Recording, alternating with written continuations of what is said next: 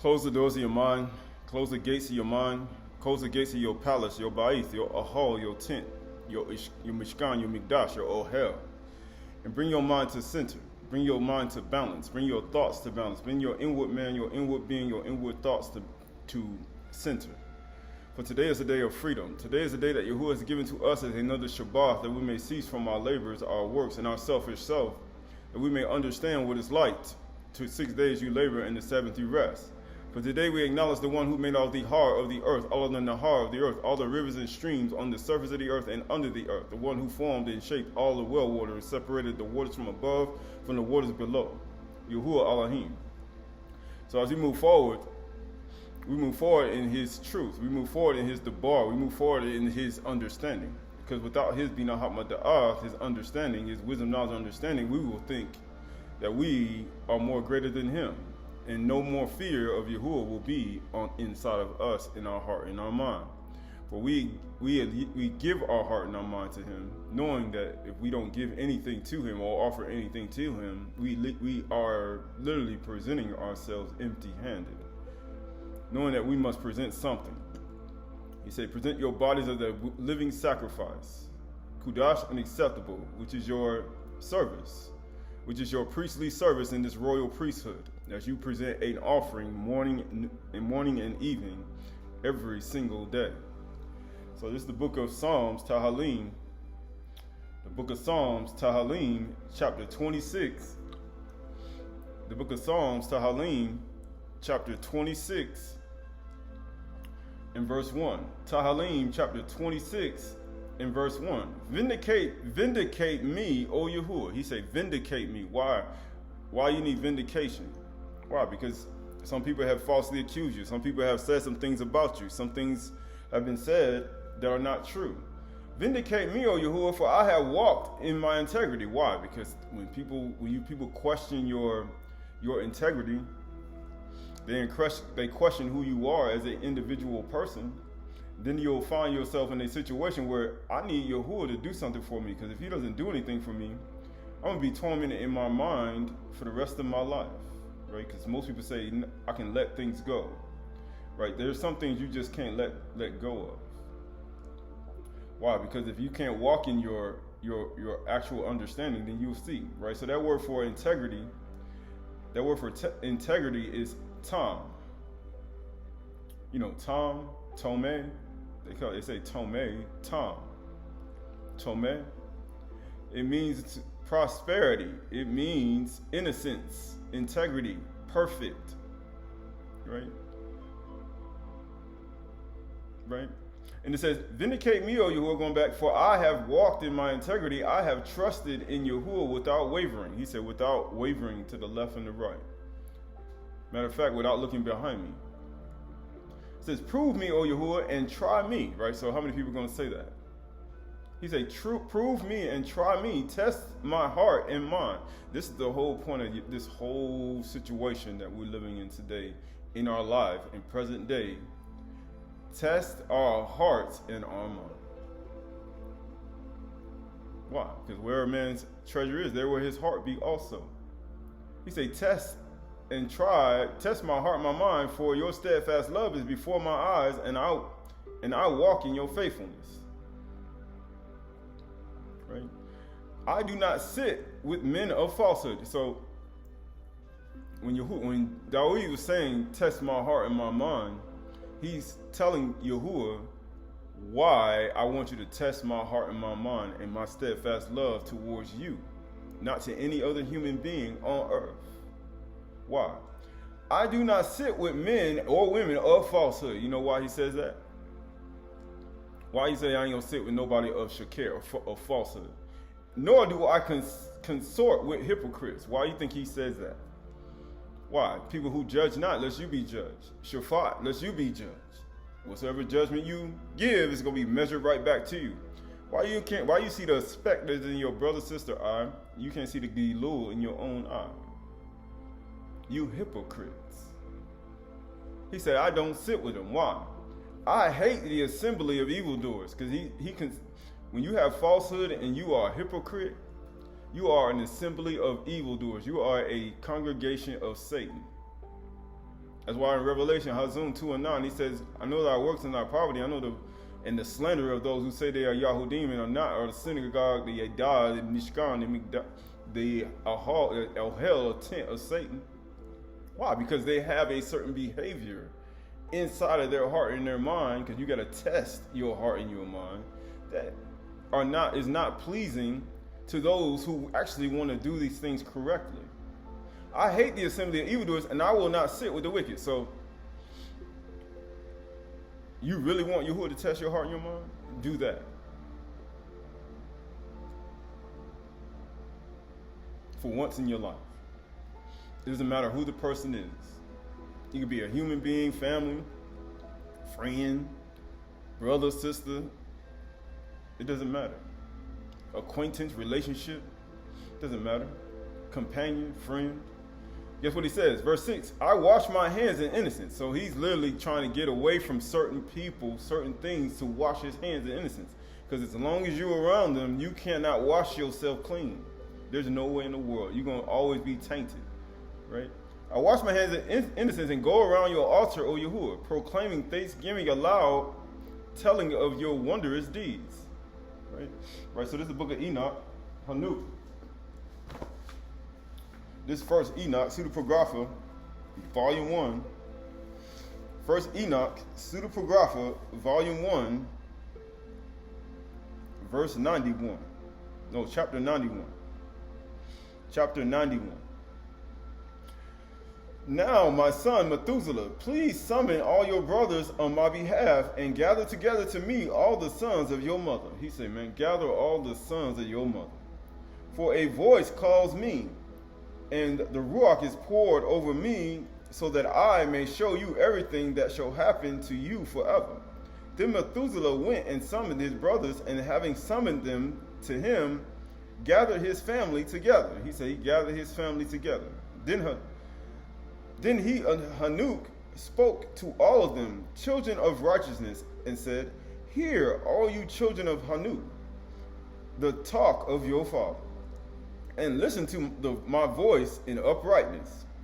For I exhort you, I warn you, my beloved, and say to you, love uprightness. He say, love uprightness. Why? And it alone.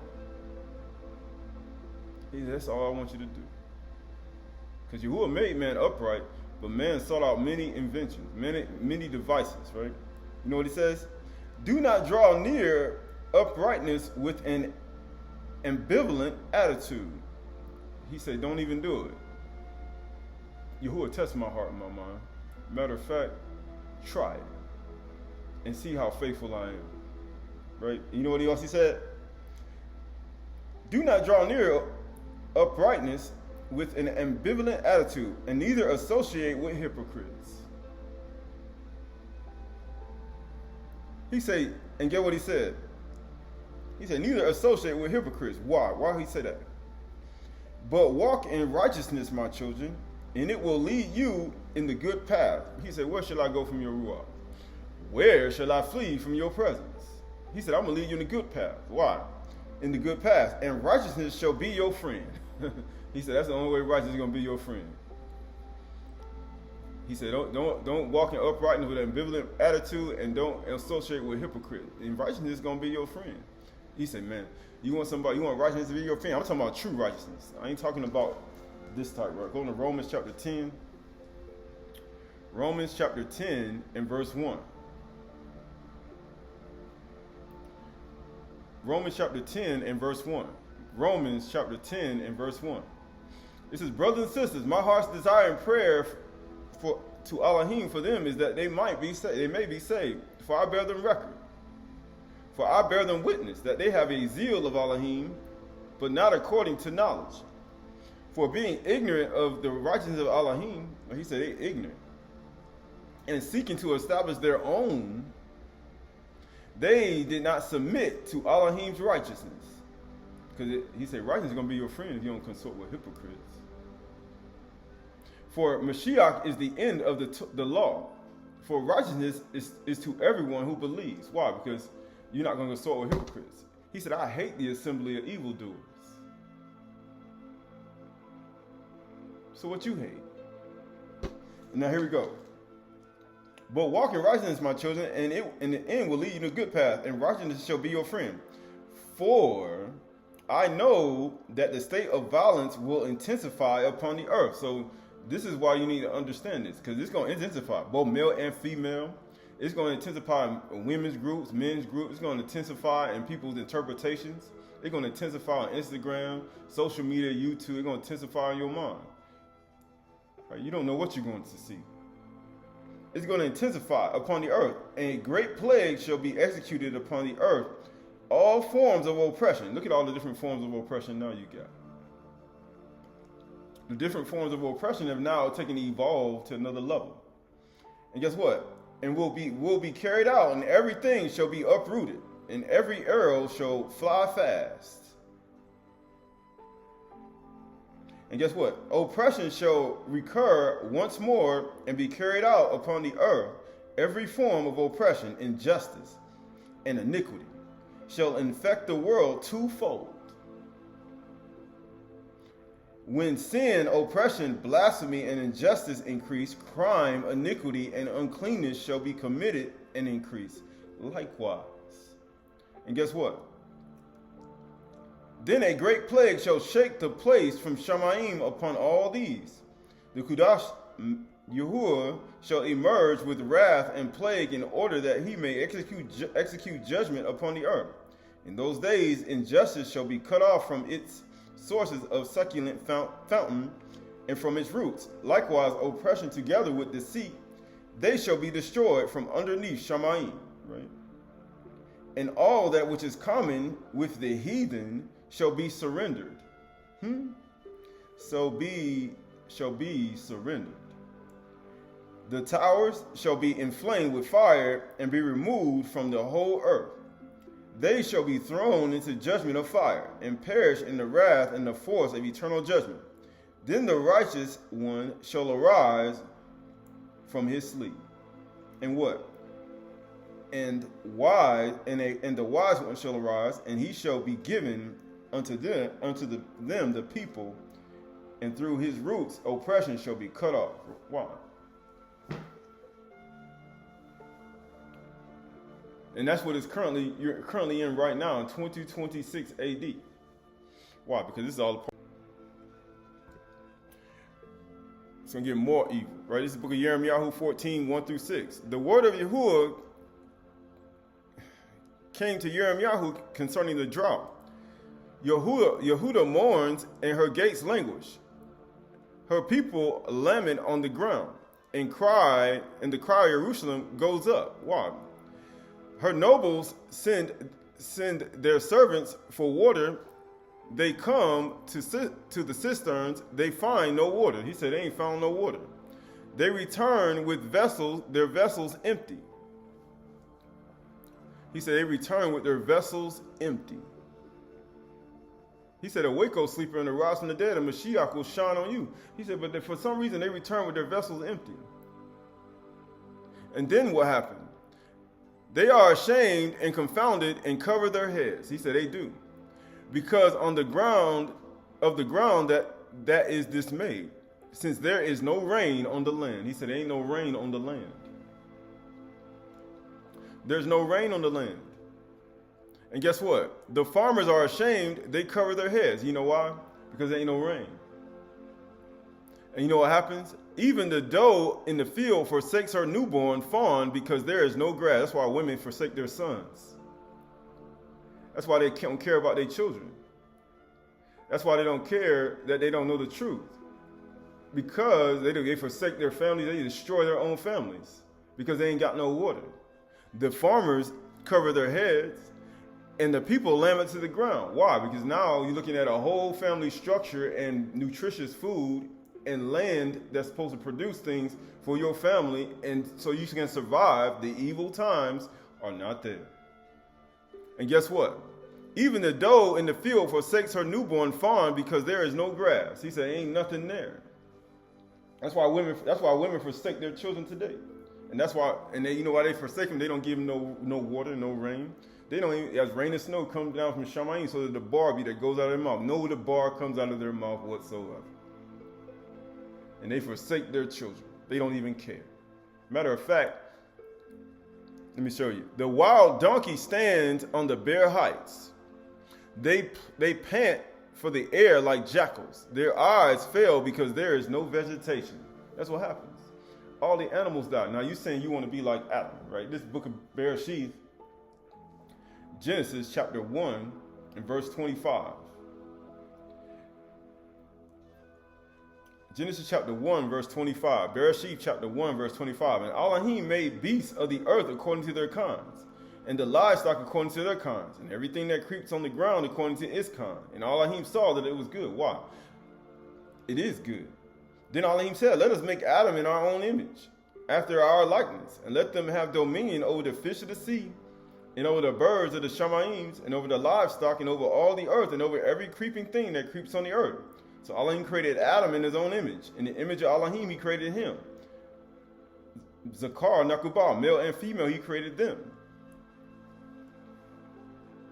But when there's no rain, because of disobedience, because of hatred, because of strife, because of complaining, because one doesn't want to do their job, and guess what? There ain't no rain, then the animals don't eat. All the vegetation dies. Matter of fact, there's nothing. Because you ain't got nothing prepared. There's no water. Right? You go get water from the well. There ain't no water in the cisterns that you try to get water from. Why? Because there's nothing. And that's the whole point. When you get to the point where you have nothing, then you start to, the people lament on the ground. They start to do what? That word for lament is kadar. It's kadar. It means to mourn, to be dark, to be dark. To darken, to cause to mourn, kadar. You know what else it means? It means to be ashy, right? Because that's what it is. To be ashy. That is dark color. Why? You're going to be dark black to the ground. You're going to have sackcloth and ashes. You're going to grow dark, right? Become dark, darkened. Why? Because there's no water. If there's no water, you have to be in darkness, because think about it. If nothing grows, you die. The animals die. Your children die. Right? So if you don't do anything about it, and what's the only thing you can do when there's situations, there is no rain, what you gonna cloud seed the air? You finna get a plane, you finna go cloud seed. And get what it says. To mourn, to be darkened, to blackish, right? Heavenly. This is all a part of it. What you gonna cloud seed the air when there's no rain? You're going to cloud seed it. Now you see what they're doing to you? They're taking your dependence from Yahuwah, and now they're going to make it there. You're going to be their dependence. You're going to be asking them to do stuff. And they're going to take that from you. They're going to take the fear of Yahuwah from you. That's what they're trying to do, right? That's what's going to happen to you. Right? This Ashy'ry, Song of Solomon. Songs of Solomon. This Songs of Solomon. It's chapter 1. It says, the song of songs, which Shaloma, which is Shaloma. It says Shir Shaloma. It said what? Shir HaSharim is Shar La Shaloma, right? But it says, let him kiss me with the kisses of his mouth. For thy love is better than wine. He said his love is better than wine, because of the savor of thy good ointment. Thy name is an ointment poured forth. Therefore do the virgins love thee. He says poured forth. Draw me, we will run after thee. The king hath brought me into his chambers. We will be glad and rejoice in thee. We will remember thy love more than wine. That's what happens. You know, when you drunk with the cares of this life, he said, when you drunk with the cares of this life,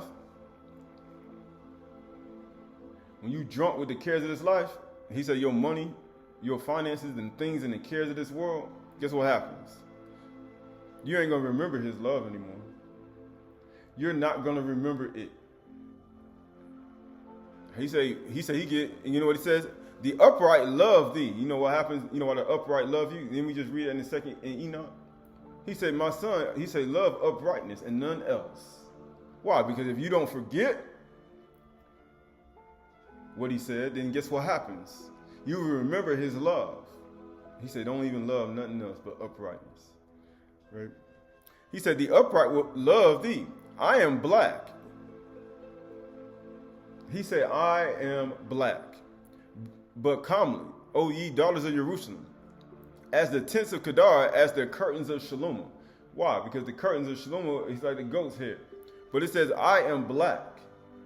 You know what? Look not upon me because I am black, because the sun have looked upon me. What do you mean the sun? Just like the sun. My mother's children were angry with me. Why is the mother's children angry with me? Why are they angry with me?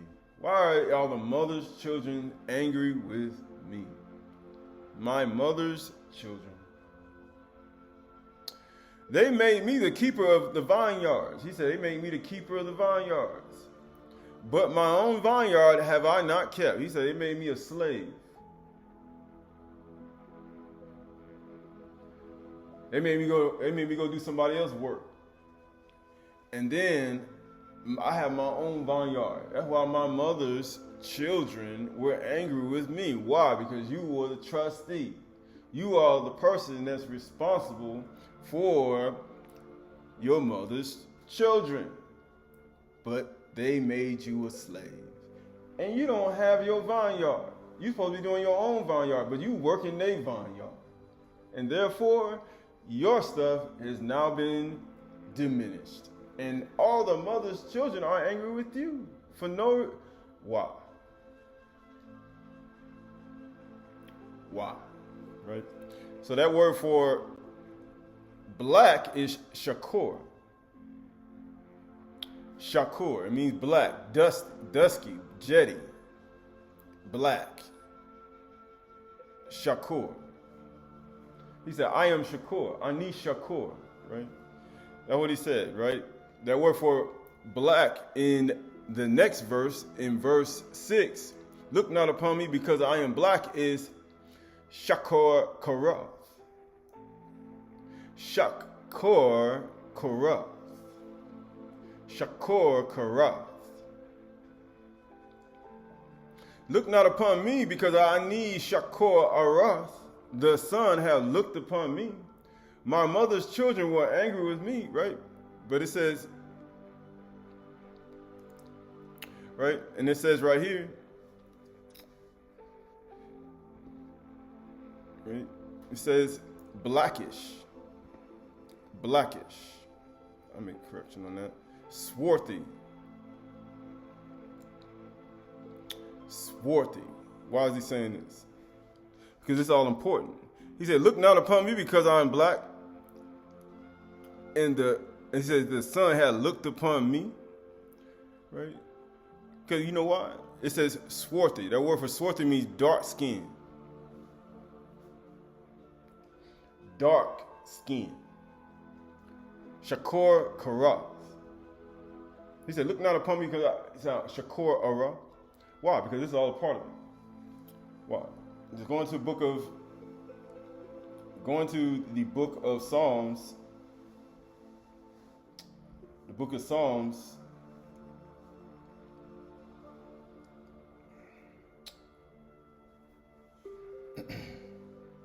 Book of Psalms, chapter...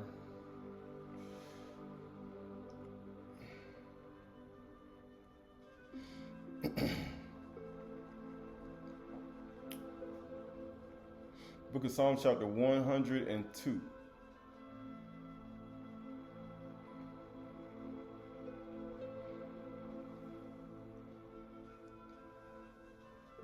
Actually, yeah, Psalms 102 and verse...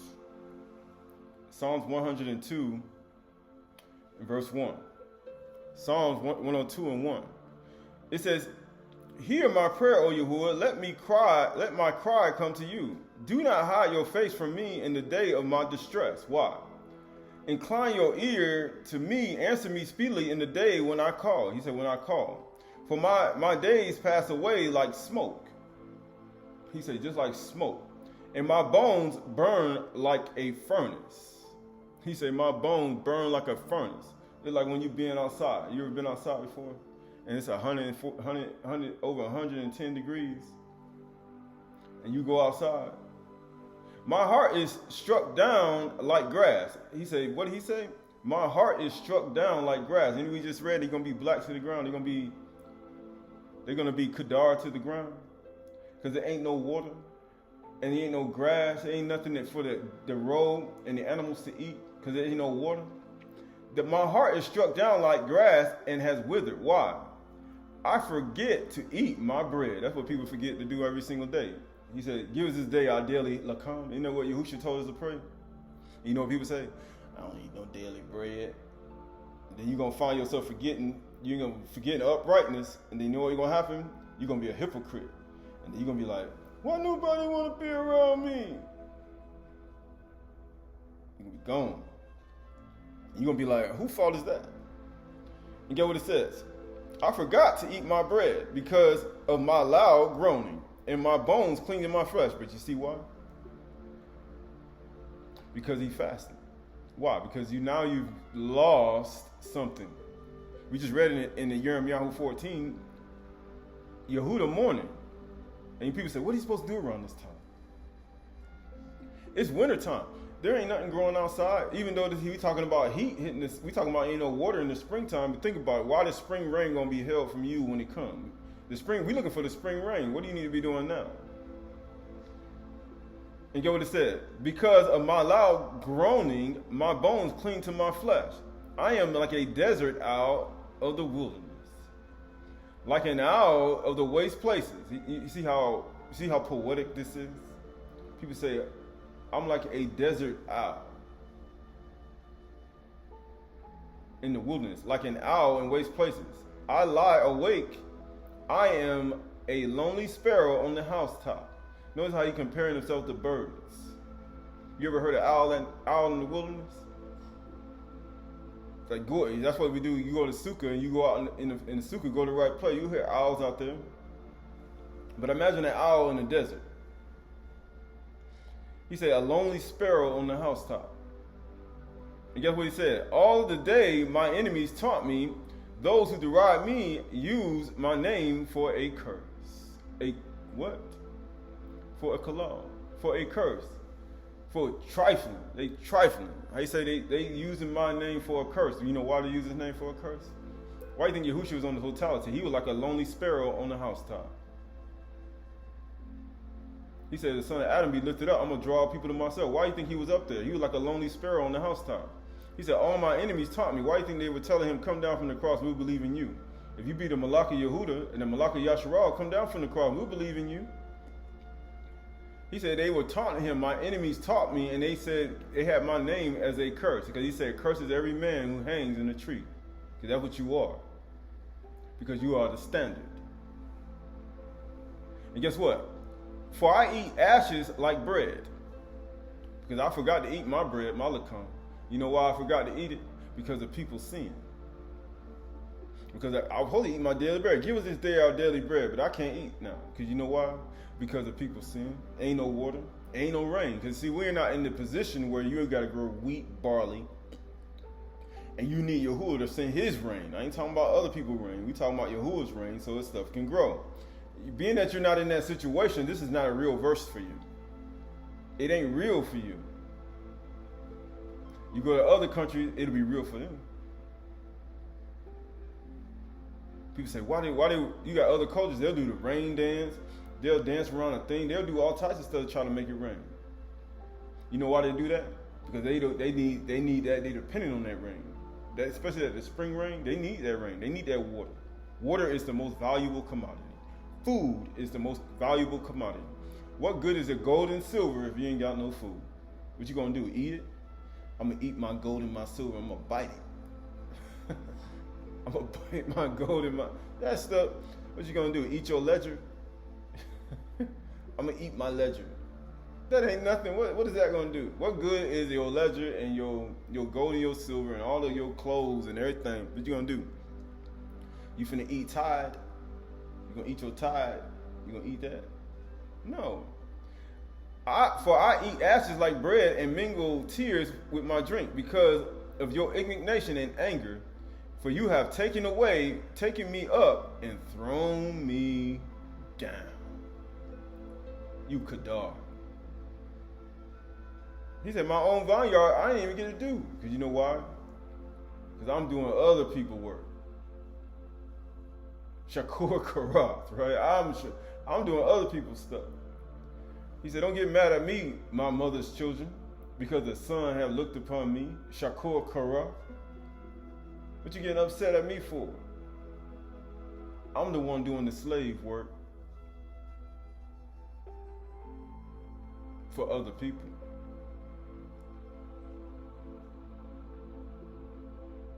He says, what you getting upset at me for? My days are like an evening shadow. I wither like the grass. Just like we just read in Jeremiah chapter 14. He said, I wither just like grass. And guess what? But you, O Yahuwah, are enthroned forever. You know why? You remember throughout all generations. You will arise and have pity on Sion. It is the time to favor her. That's what this time is. To show us favor.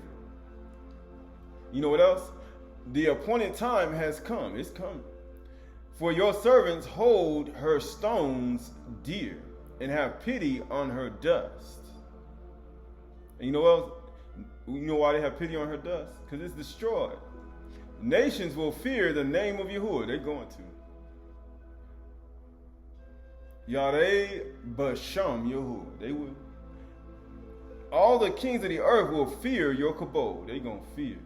You know why? For Yahuwah builds up Sion. That's the reason why. This is why he said, this is why people need to put aside your thoughts. For Yahuwah builds Sion. He appears in kabod. He regards the prayer of the destitute. So which one you think is better?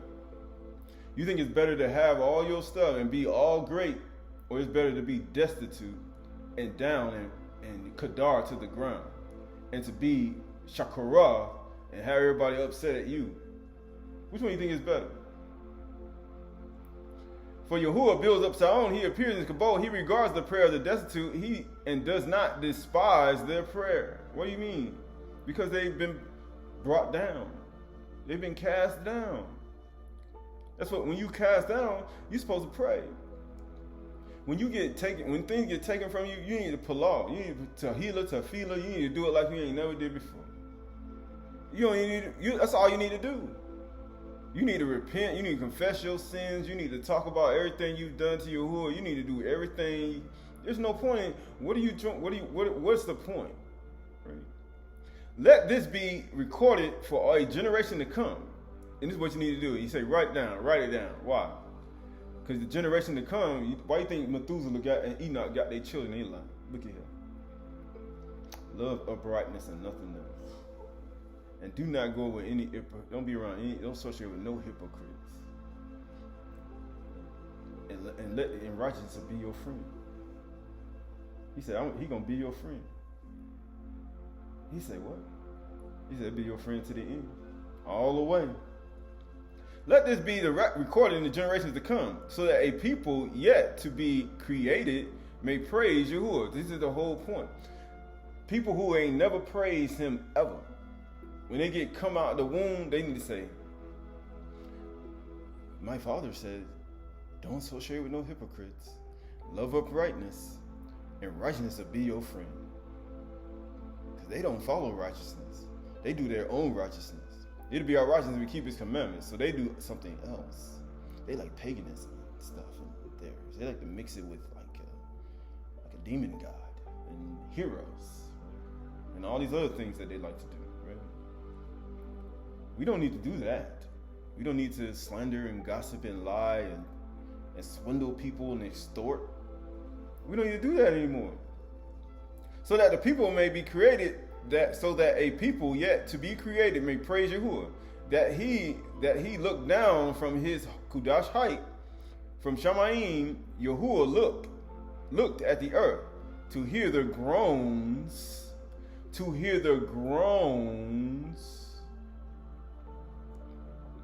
That's what Kedar means. Of the prisoners. Where was Yusaph at?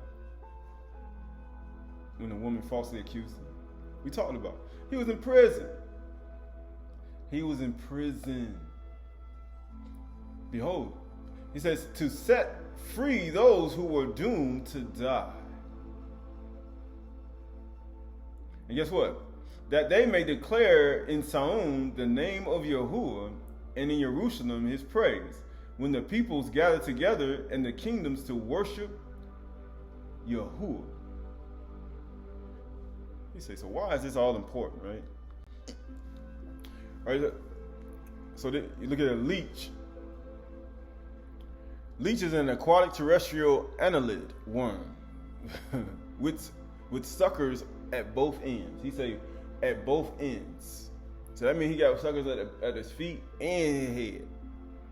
Right? Many species of are blood-sucking parasites, especially vertebrates, and others are predators. Right? He say he's just like a leech. But guess what? A person who you know what else they call a leech? A person who extorts profit from or sponges on others. That's what they do. They latch onto you and they use you and they suck the life out of you. Matter of fact, it says habitually exploit or rely on. He said that's what they do. Leeches are segmented parasites or predatory worms that comprise a subclass of the Hirudnia within the phylum Annelida. They are closely related to the old Lycochiates, which include the earthworm. And like them, have soft, muscular, segmented bodies that can lengthen and extract. He said they can do it. It's just like a tube. They can lengthen and they can extract and close in. Right? So this is what they say a leech person. A leech person is a disapproving term for someone who parasitically depends on others for personal gain. That's why we just read it in Yirmiyahu. They were mourning and lamenting. They were kadar to the ground. Why? Because they were depending on Yahuwah to give them rain. They weren't depending on somebody else to give them rain. They were depending on Yahuwah. They were leeches, like he said. He's like Yahuwah. They were kadar to the ground. They were black, draining their time. You know what happens when you start to? What happens when you need something? He said you draining their time, money, or energy without giving anything in return. When you do these things for Yahuwah, you're gonna get something in return.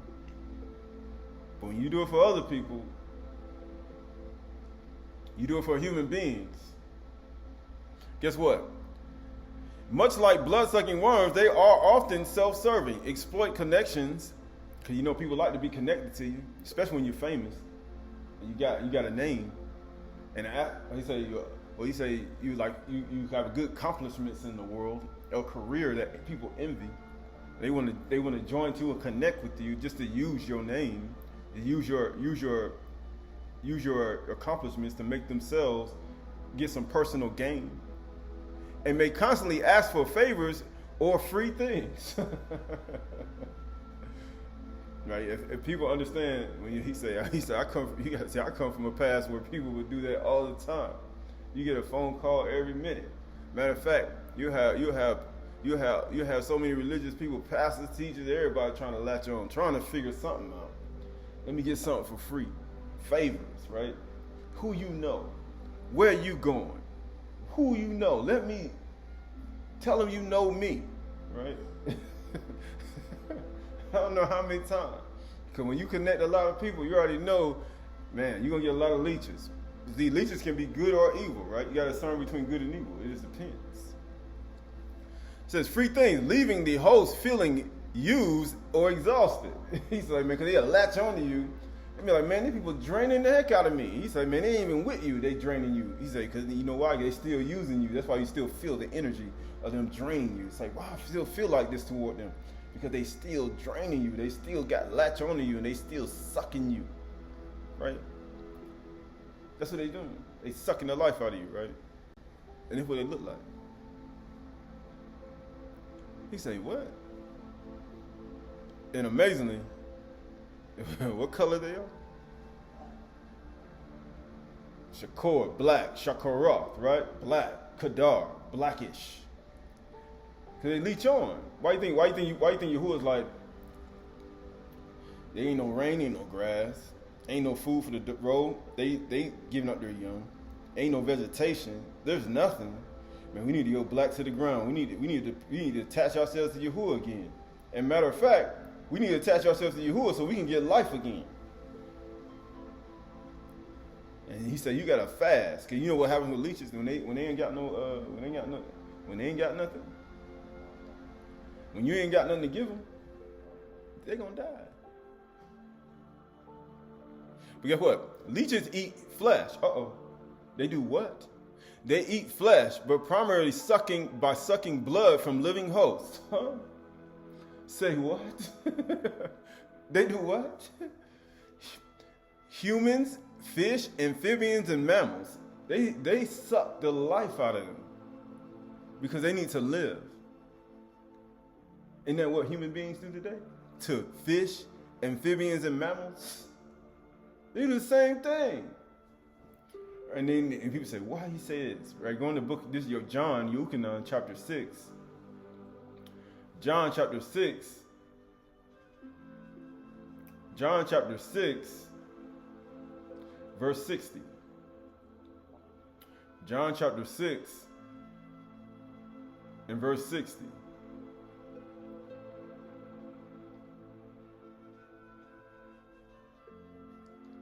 It says, when many of his disciples heard it, they said, this is a hard saying. Who can listen? Going to verse 6 and 55, 6 and 54. Actually going to 6 and 52. Yuchanan 6:52. Yuchanan 6:52. The Yahudim then disputed among themselves, saying, how can this man give us flesh to eat? Huh? So Yahushua said to them, truly, truly, I say to you, unless you eat my flesh of the son of Adam and drink my blood, you have no life in you, you leech. If you don't leech on, you know what I say? You better leech on. You better get black kadar to the ground. You better leech. You gotta be like a leech. Right? It can be good or it can be evil. It all depends on what kind of animal you think it is. It can be a person who use you and suck the energy out of you, or it can be somebody who actually trying to be saved. I'm trying to save my life. Whoever feeds on my flesh and drinks my blood has eternal life. That's the only reason they're doing it, so they can still be alive. And I will raise him up in the last day. For my flesh is true food and my blood is true drink. Now you see why. Or what they partaking from is the true flesh. And look where them leeches latched onto, right? They say, what does that got to do with anything? They got a lot to do with everything. You say, why? For my flesh is true food and my blood is true drink. Whosoever feeds on my flesh and drink my blood abides in me, and I in him. As the living Father sent me, and I live because of Father, so whoever feeds on me, he will live because of me. This is the bread, lakam, which came down from Shamayim. He said, man, I forgot to eat my bread. You know what? We just read in song. He said, I forgot to eat my bread. He said, the reason why I forgot to eat my bread, because ashes is my bread. You know, we call ashes black, and tears is my drink. As the living Father sent me, I live because of Father, so whosoever feeds on me, he will also live because of me. This is the bread which came down from Shamayim, not like the bread your fathers ate and died. Whoever feeds on this bread will live forever. But you know what's going to happen? Verse 60. And when his disciples heard it, they said, it is a hard saying. Who can listen to this? But Yahushua, knowing in himself that the disciples were grumbling about this, said, do you take offense at this? Then what if you were to see the son of Adam ascending to where he was before? It is the Ruach that gives life. The flesh is no help at all. So is he literally telling you to latch on and eat some of his, man, come on here, grab me a piece of my arm and just just bite on it, right? You just imagine you was just sitting there and people just go and just start biting on it, and start gnawing on it. Is that what he was talking about? No. He said, if you can't understand earthly things, there ain't no way you can understand spiritual things, right? Because these are all earthly examples. But he's saying, understand spiritual examples. But Yahushua, knowing in himself the disciples were grumbling about this, he said, do you take offense at this? Then what if you see the son of Adam ascending to where he was before? It is the Ruach that gives life. The flesh is no profit at all. The word that I have spoken to you are Ruach and life. But there are some of you who do not believe. He said, why? This book of Daniel, book of Daniel chapter 10. The book of Daniel chapter 10 and verse 4. Daniel chapter 10 verse 4. On the 24th day of the first month, as I was standing on the bank of the river, the great river, I lifted up my eyes and looked, behold, a man clothed in linen, with a belt of fine gold and a Yusaph around his waist. And his body was like beryl, and his face like the appearance of lightning. His eyes were flaming torches. I ain't Ashy'ry, right? His arms and legs like the gleam of burnished bronze. He said, if you don't eat feed on my flesh and drink my blood, you have no life in you. He said, or you be leeching onto the wrong being. And guess what?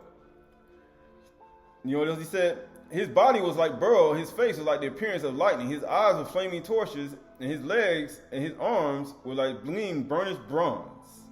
And the sound of his words like the sound of a multitude. And if you don't, these words I speak unto you, they are Ruach and they are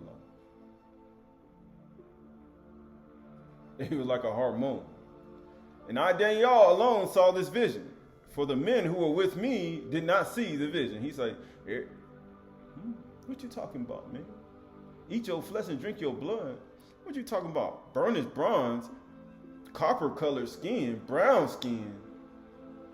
But a great trembling fell upon them, and they fled to hide themselves. They did what?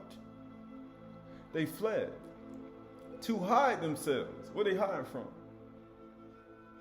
Trembling fell upon them. It was an earthquake. They were scared. And they left. So I was left alone and saw the vision, and no strength was left in me. See, when somebody said, if you're alone, something's wrong with you. He's like, man, ain't nobody left me. He said, I am never alone. Right? And get what he said? My radiant appearance was fearfully changed, and I retained no strength. You know why? Because remember, Daniel was fasting. He was fasting the whole time for 21 days straight. Man, he had no strength in his body. That man was black to the ground, kadar, to the ground, in ashes, black. And guess what he saw? These words I speak unto you, they're like a harmon. They are Ruach and they are life. Right? And behold, a hand touched me and set me trembling on my hands and my knees. He said, my hands and my knees. And he said to me, O Daniel, man greatly loved, understand the words that I speak to you. Stand upright, for now I have been sent to you. And when he had spoken this word to me, these words I speak unto you, they are Ruach and they are life. It's the Ruach that gives life. The flesh profiteth nothing. How much food Daniel had in his stomach? Man, he said, man, look at here. He spoke something to him and he just got up. And when he had spoken this word to me, I stood up trembling. He's like, man, what's going on? I stood up. Man, how in the world I get some strength in my body? Because the Ruach gives life. The flesh profits nothing. Then he said to me, fear not, Daniel, for from the first day that you set your heart to understand and humble yourself before your Elohim, your words have been heard. That's how people say, what? And I have come because of your words. And amazingly, who should come with words? He's like, man, I come because of your words. And then you hear my words and they raise you up. But I came because of your words. Because you were praying in the Ruach. You didn't have no food in your stomach. Being that you didn't have no food in your stomach, you were praying by the Ruach. I came by your words because it's in the Ruach. And then I speak my words and strengthen you. Right. So going back, leeches eat flesh, but primarily by sucking blood from the living host. Right? After using tiny teeth or proboscis to pierce the skin, secreting anticoagulants like Herodin to keep blood flowing. So they keep stuff in there to keep it going, right? While other leeches are predatory, eating small invertebrates like worms, snails, so they feed on living tissue, not necessarily flesh, in a way as a scavenger would, right? So what does all this got to do with anything? A leech, with the reference of this is another definition of leech. With reference to a soluble chemical, drain away, it says chemical or mineral, drain away from soil ash. They drain away from soil ash. Or similar material by the action of percolating liquids, especially rainwater. Now you see why he say, why they black to the ground? Why they black to the ground? Why they kadar? He said, man, you ashy. Because there ain't no rain. There is no rain. So now, being there ain't no rain, you're going to have to leach. You're going to attach yourself to Yahuwah again. Right? It means subject soil, ash, to a leaching process. It all depends on how you want to look at it. It can be good. It can be evil. It all depends. All depends. Who gave the definitions to these words? These are all definitions that were given to you, right? So why is Yahuwah using the definitions that other people gave you? Because I'm trying to get you back to me. Kadar, Shakara. But it says, what does being a leech mean? A leech person is a disapproving term for someone who parasitically depends on others for personal gain. Right? These are not good managers. You're not a good manager, right? Draining their time. You're not a good manager. Money. You're not a good manager. Energy without giving anything in return. You're not a good manager. He said, man, all my stuff gone. Much like a blood-sucking worm. You're not a good manager. You like to suck on other people and suck the life out of them. You're not really a good manager, are you? But you want performance from me. You know what I'm saying? You want performance? They are often self-serving, exploit connections, and make constantly asking for favors and free things, right? Of course we know that. But that's all a part of it, right? Right, this book, Qalalah, Ecclesiastes 7, 19 through 21. Wisdom, Hakmah, gives strength to the wise, more than 10 rulers who run the city. More than 10. More than 10 rulers. And we're in the 10th month. He said more than 10 of them. Hakmah is greater than 10. And guess what? Surely there is not a righteous man on earth who does good and never sins. Do not take to heart what things people say, lest you hear your servant cursing you. He said, I'm going to be cursing you. Why? Managers. You're going to hear your children cursing you? My mother's children were angry with me. Why do you think he said that? They were cursing him. They made me a keeper of a vineyard, and I didn't even do my own vineyard. They all upset at me. And guess what? Your heart knows that many times you yourself have cursed others. You know what happens? Well, for curse is Qalalah. Why are we going over this? Because it's important. To be slight, to be swift, be trifling, to appear trifling, to be too trifling, be insignificant, right? To be abated. Why? To treat with contempt, right? So why are we doing all this again? Because it's important. To bring contempt, dishonor, right? All this is all part of it. To be moved to and fro. You know what happens when you move to and fro? He said, be not children, no longer tossed to and fro by every wind of doctrine and into what? the craftiness of men, right? Because this is all a part of it. It also means to be swift, right? To be abated, right? To diminish, right? All that's a part of it, right? All that's a part of it. To brought, it says, brought a curse, right? Qalalah, right? Right? So in slang, trifling describes someone or something shady or unreliable. These are not good managers. How you say, man, you're not really a good manager, are you? He said, give an account of your management. Petty. He said, man, petty stuff. Unreliable, lazy, or involved in drama. Man, people, you know how much drama on YouTube, Instagram, social media, right? It's so much drama. That's how they call it, drama too, right? It's so much drama.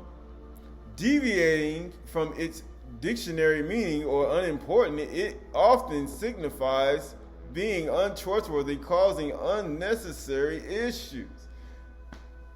Unnecessary issues. Trifling. You're not a good manager.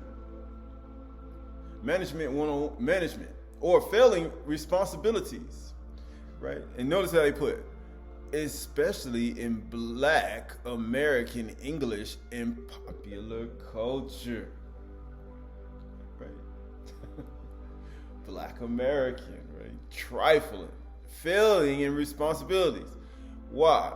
A trifling woman often means someone deceitful, untrustworthy, lazy, irresponsible, especially in relationships, implying that they trifle with others' feelings or commitments.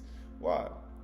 Because in their own relationships, they are not doing what they're supposed to do, and then they trifle with others' feelings and commitments in their relationships. He say, so you are in other people's business, right, when your business ain't that great. Managers. He say, what do you mean manager? This is all a part of management, right? Right, so this is a book of, this is all a part of management. All a part of management.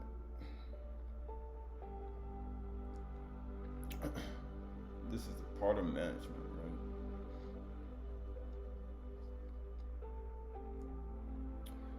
right? All right, so book of Timothy.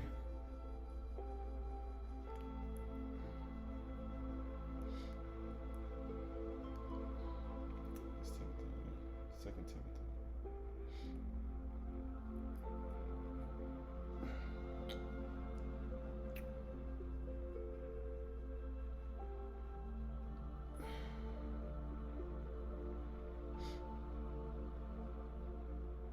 All right, go to Second Corinthians. 2 Corinthians chapter 2. 2 Corinthians chapter 2. 2 Corinthians chapter 2 and verse 8. 2 Corinthians chapter 2. 2 Corinthians chapter 2, verse 8. So I beg you to reaffirm your love for him. For this is why I wrote, that I might test you and know whether you are obedient in everything.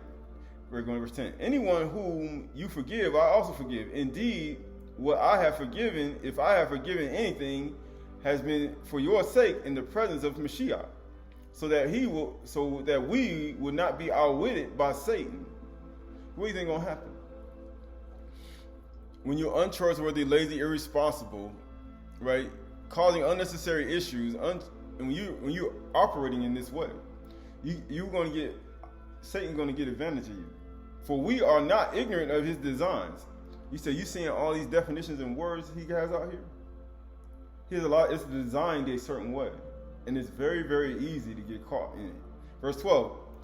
Actually, we're not going to. Going to.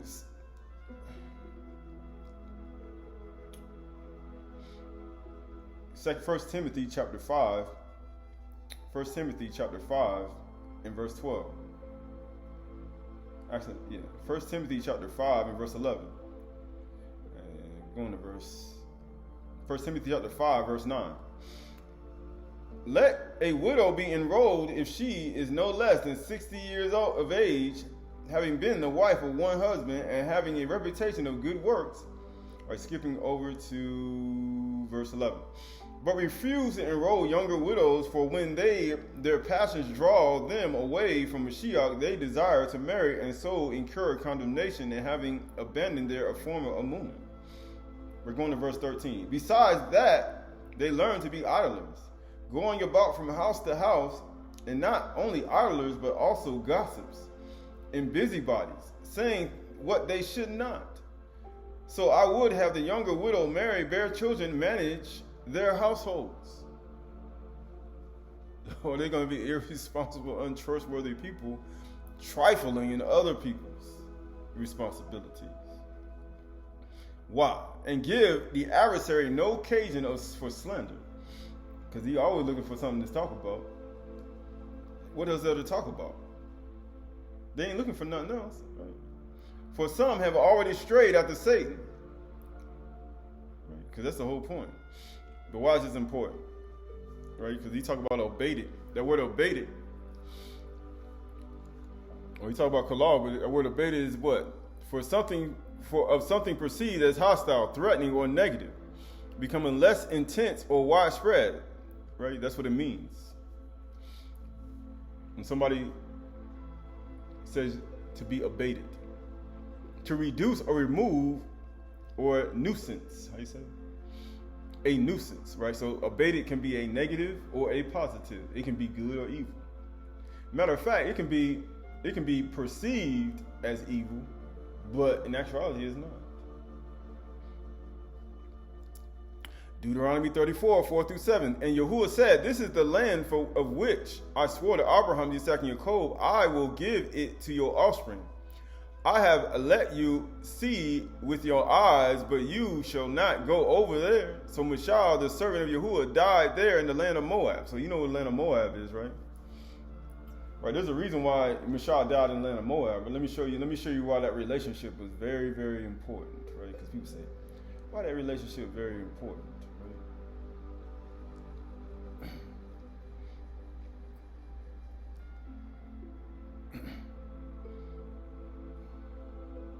All right, this is the book of Samuel, 1 Samuel.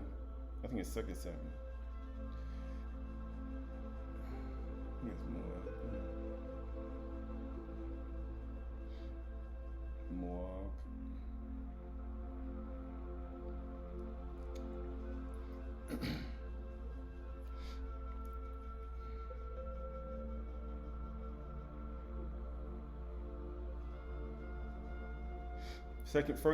First Samuel chapter 22 and verse 1. 1 Samuel chapter 22 and verse 1. 1 Samuel chapter 22 verse 1. All right, this is why you say Mashal died in Moab, but that was a good thing too. Let me show you.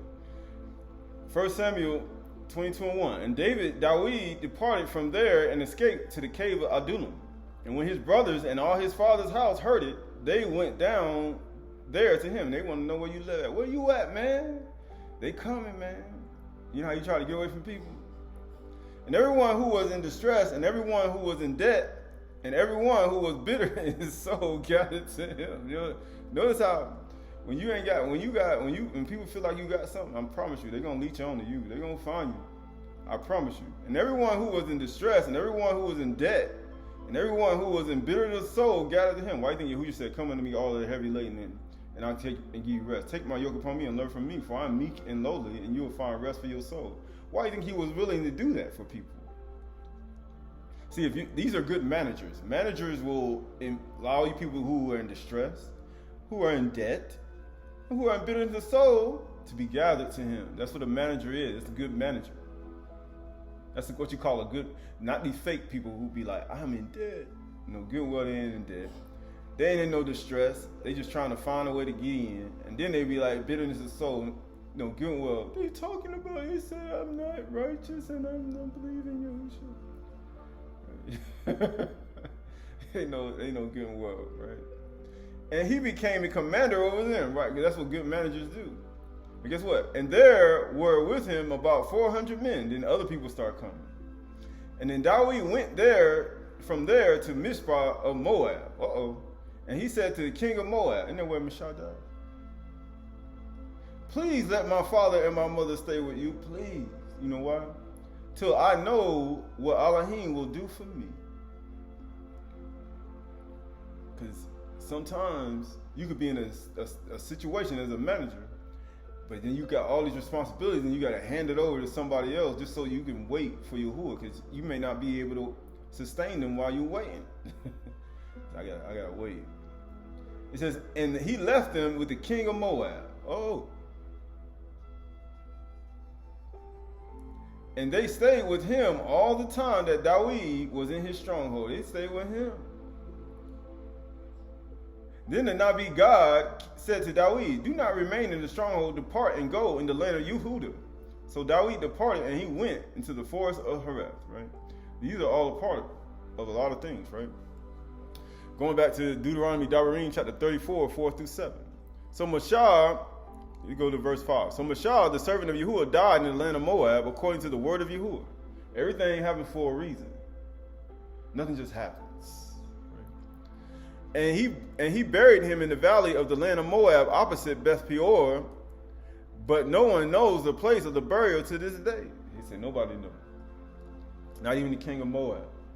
Mashah was 120 years old when he died, and his eyes were undimmed and his vigor unabated. Right?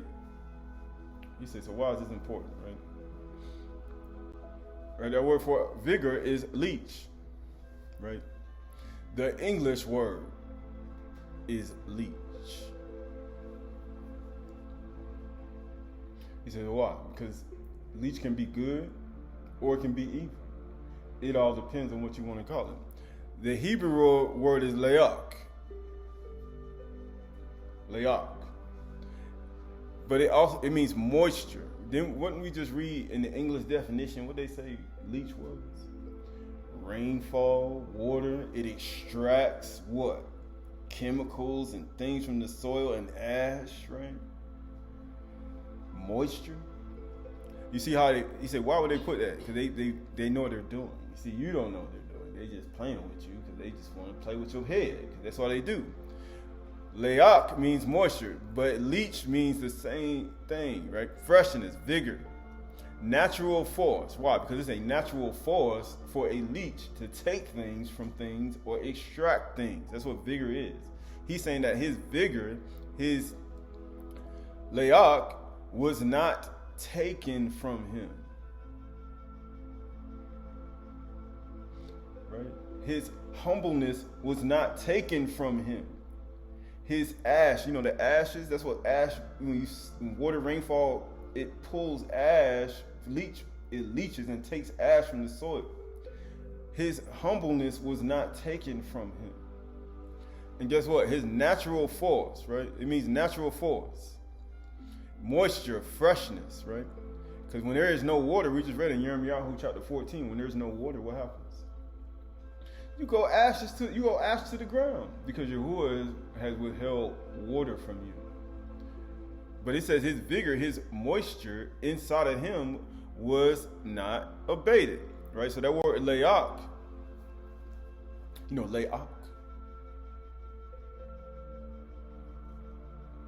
Leach. Right? It's Lamed and Koth. Lamed is 30, right? It means teacher, expert, guide, direction, instruction, staff, rod, discipline, protection, refrain, comfort, shepherd, to and from. He say his leach, his managerial skills as a shepherd, his instructions, his staff to protection, to discipline people, to instruct people, teacher, expert, guide, direction, instructions, his staff, his rod, refrain, was not gone. His vigor was unabated. This is his vigor. This is his leach, right? His koth, right? That word, the other word is koth. It equals to 8. That's the 8th letter of the alphabet, right? But also it means ladder, ascend, work, labor, window, tent, wall, separation, staff, control, goad, toward. So all his vigor, his le'ak was there. All these attributes was there, right? His work, his ascending and descending. Was he not doing that on the mountain? His ladder, right? That's what a ladder, right? I mean, you ascend. That's what Jacob saw, because he was a good manager. Matter of fact, he laid on a rock and he saw it. I liken him to a wise man who built his house on a rock. And amazingly, it means separation. Why? Because even Michelle had to separate from certain things to get certain information. He said it did not leave. This is why one has to have moisture inside of their heart and their mind. You got to have water, rain. If there ain't no water, and you got the animals ain't gonna have nothing. Ain't gonna be no vegetation, and there's not gonna be no growth in your thought process. Then you'll just be a leech.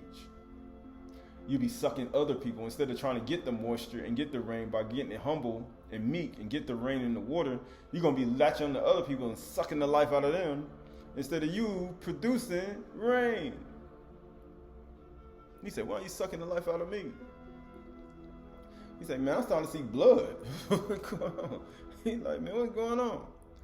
Guess what? So you add them up, 38, right? 30 and 8 equals to 38, right? Equals to 11 and equals to 2. Why? Because he was leading Ashy'ry.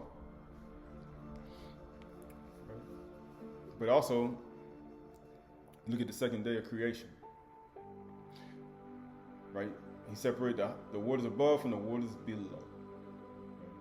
But then also, you start looking at, he say signs in the Shamayim. He said, what you see in the sky? He said about number 2. And people say, and we ain't talking about something that smells. Because his moisture did not leave. His moisture did not leave. Right? So that word for unabated is nous. Is nous. It means to flee. It means to escape, to drive hastily, to cause to disappear. On horseback, to attack on horseback, to take flight. You know what Nisan mean? Nisan mean? Hasty flight. In Pesach too. But it also means to depart on horseback, to put to flight, right? His countenance, his le'ak, nous. It was not abated. It did not leave. It stayed, right? It did not vanish away. It did not abate. It's lifted up a standard because he was the standard. They say Mashah was the meekest new man on earth, right? He was the meekest man. He was the most humble, gentle person. But when people get in your head, you're going to find yourself, man, he got bitter, right? You're going to say some things out of your mouth, you're going to be like, man, where did that come from?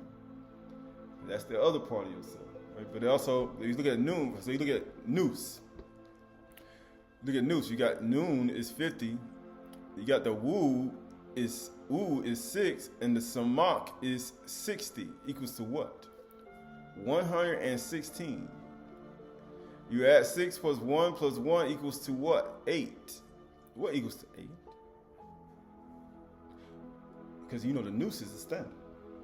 His countenance was not abated. What's equals to 8? Debar equals to 8. Yahuwah equals to 8. Mazum balances equals to 8. Yehudi equals to 8. Matter of fact, 8th day circumcision. Mul, right? Equals to 8. All this is all part of it. And guess what?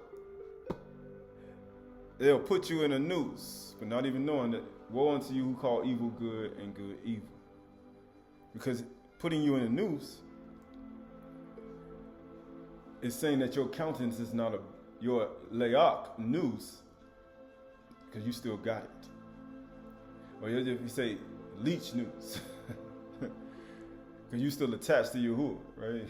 And you know why? Because you know why you still attached to Yahuwah? Because you have his debar on the inside, and being that you have his debar on the inside, you know what happens after that? They'll put you on the tree. They'll put you as a standard. He said, the son of Adam be lifted up. I'm going to draw all people to myself. But my mother's children were angry at me.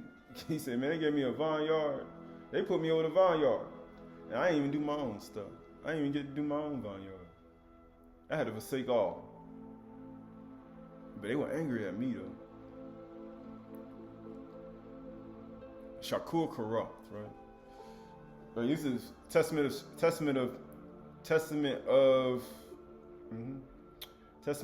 Yusaph, testament of Joseph, testament of Joseph, testament of Joseph, Yusaph, testament of Yusaph, chapter 1 and verse chapter 1. And it says, when he was about to die, it says, the copy of the testament of Yusaph, when he was about to die, called his sons and his brothers together and said to them, my brothers, my children, hearken to Yusaph, the beloved of Ashy'ry, give ear, my sons, unto your father. I have seen in my life envy and death, yet I went not astray, but preserved in truth of Yahuwah. These my brethren hated me, but Yahuwah loved me. He said, they hated me. They hated me without a cause. Verse 6, they wished to slay me. They wanted to kill me. Matter of fact, but Elohim of my fathers guarded me. They let me down into a pit, and the Most High brought me up again. He's like, man, look at here. They couldn't keep me down, even if they wanted to. He said, I was a standard, right? He said, I was Layak news.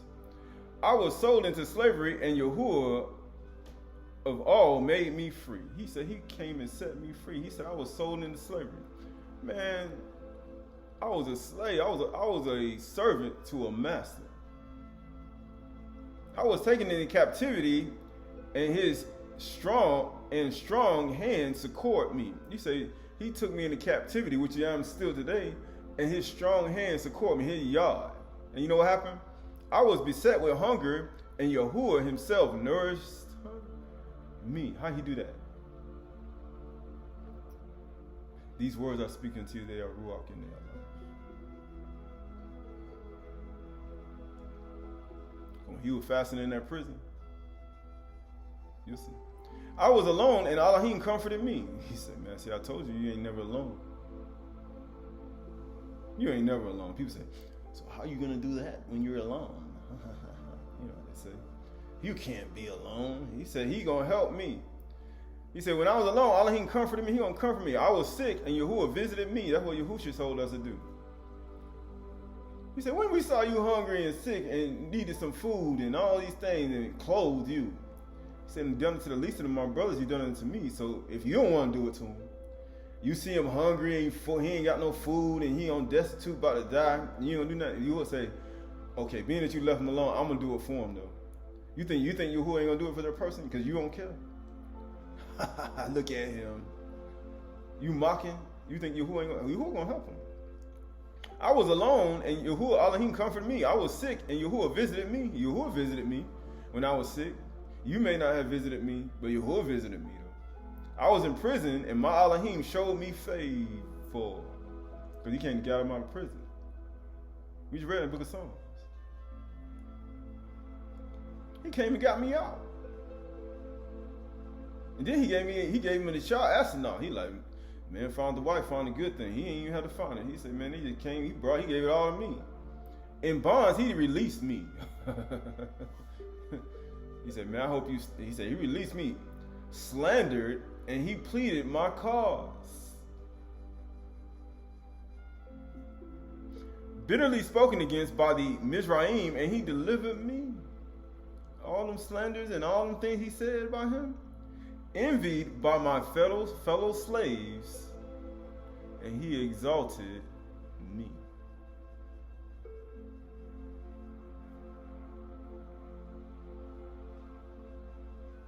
Right, and it says, and the chief captain of the Pharaoh entrusted me his house. Right, so this is what I want. And I struggled against a shameless woman. He said, man, a shameless woman. What happened? Urging me to transgress with her, urging me to commit adultery. But Elohim of Yasharal, my father, delivered me from the burning flame. He delivered me from Sheol. What do you mean a burning flame? He delivered me from the burning flame. What are you talking about? Right, so this is the book of Proverbs. He said, what do you mean by that? He delivered me from the burning flame. That's a tough situation, right? Right? He said, what do you mean by that?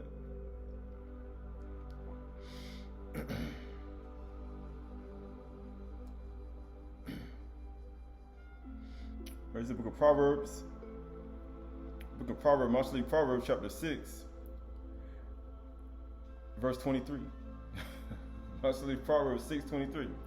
For the commandment is a lamp, and the teaching a light, and reproof and discipline are a way of life, to preserve you from the evil woman, from the smooth tongue of the adulteress. He say, from the smooth tongue of the adulteress. He say, so why does one have to leave Mizraim and get out of Mizraim in the Mizraim mindset of Ham, the children of Ham, and the sorcerers and enchanters and the necromancers? Do not desire her beauty in your heart, and do not let her capture you with her eyelids, for the price of a prostitute is only a loaf of bread. He says that's all it costs. Because food is very important. I would say, what good is your gold and silver when you're hungry? Because he said, man, that woman is sin just for food. But a married woman hunts down the precious life. He said, you know, a prostitute that won't scorn that payment. He said, baby, give me that bread. But you know, a woman who ain't married, a woman who married, she ain't even gonna want that payment. She ain't gonna want that bread because she got food, because she got somebody to provide for her. She got somebody to provide her bread. But a prostitute, man, you better give me my bread. I ain't got no food. Guess what? Can a man carry fire next to his chest and his clothes be not burned? Yusaph, like, man, he quenched that fire in me, because it was show coming inside of me now. You know, if you say, ain't nothing happened. Yes, it did. Or can a man walk on hot coals and his feet be not scorched? So is he who goes in his neighbor's wife. None who touches her will go unpunished. He like, man, look at here, right? Going back to Yusaph, Testament of Yusaph chapter, Testament of Joseph, chapter 1. Chapter 1.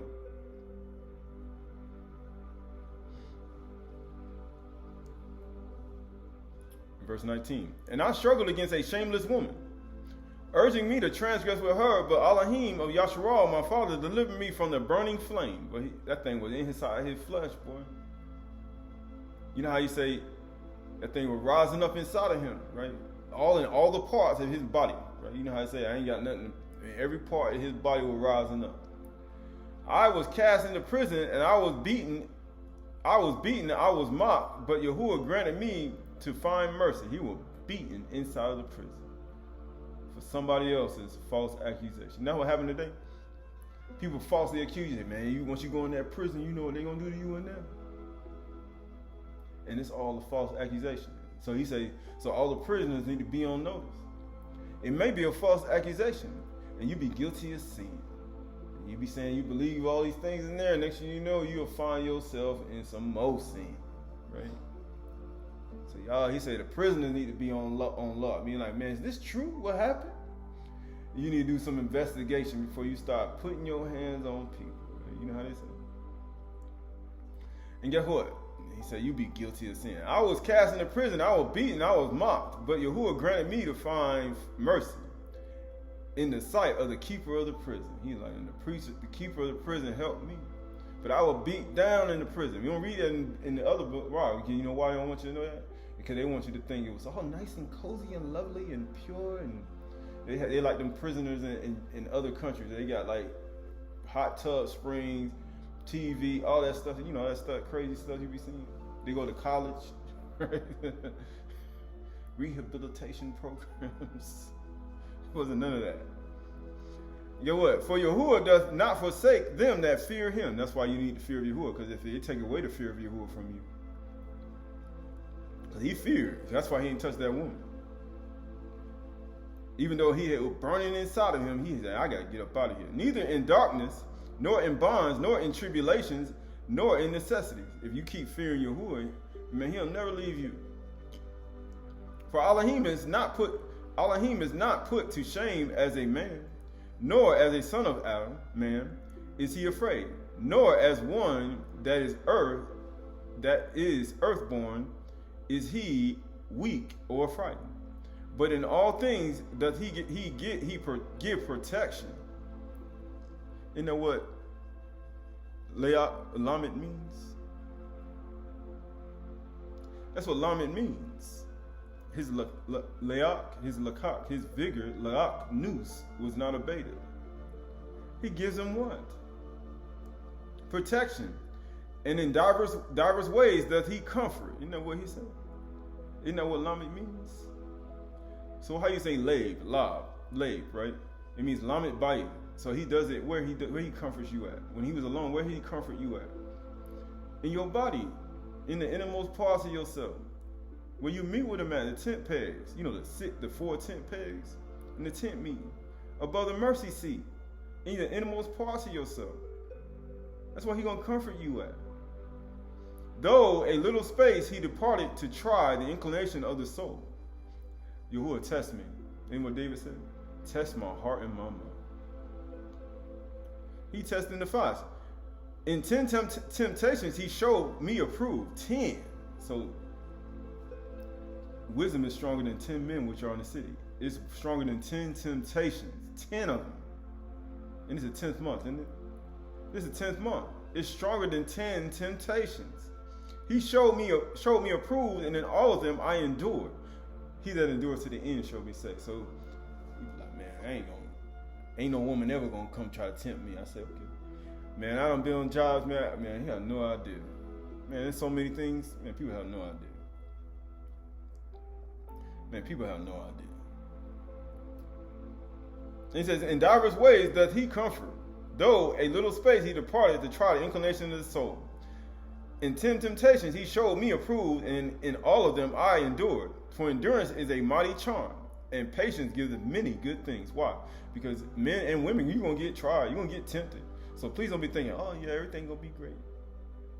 Everything going to be lovely. You're going to be on the job, women going to come up to you, and man going to be like, man, basic instinct right in your face. What you going to do? They're going to be like, hey, you know what? Break time. Hey, I'm ready. I'm pull up the car. Right? What you going to do? You going to resist? Right? If you don't sleep with me, you ain't getting no promotion. What you going to do? Please train me. Next thing you know, they trying to get with you. Right? What you going to do? What you going to do? Man show up here with no shirt on, abs showing everything. Ain't your husband. What you going to do? 6'9", 270, 60 pound, full-fledged muscle, right? Like the Giants, right? What you gonna do? Be like, nah, I'm married, yeah. Are you sure you gonna do that? He says, endurance is a mighty charm, and patience gives many good things. Right? That's what tribulation look like. People say, what tribulation look like that? Because if you don't have the fear of Yahuwah on the inside, you know what's gonna happen to you? You will not go unpunished. People say, I ain't gonna get punished. Okay. How often did the Mizraim woman threaten me with death? You say, what? Of course, for the wages of sin is death. You know what happened? How often did she give me over to punishment and then call me back to threaten me? So she literally in the prison, beat down, and then she get him beat down in the prison just to get him to give her what she desired.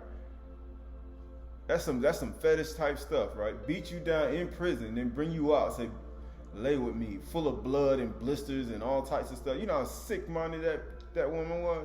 You have no idea. When a woman wants you, some people can't even get that way, even when they ain't get beat down, right? And you be like, man, this woman beat him down. Bring him out of prison just to say, sleep with me. No. And then send him back into prison, beat him down again, just to get in the scene. You know how, be faithful unto death. Satan gonna try you 10 days. And then what he said, 10 temptations?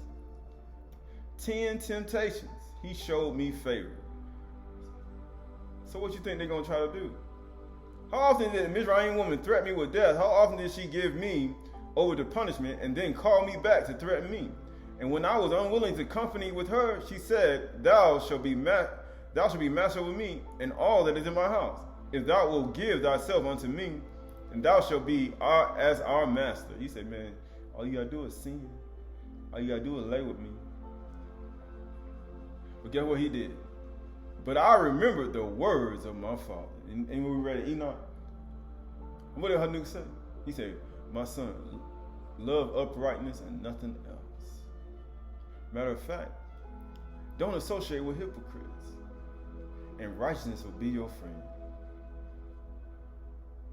And guess what? I remembered the words of my father. And going into my chamber, I wept and prayed to Yahuwah. My bread is my ashes, and my tears is my drink.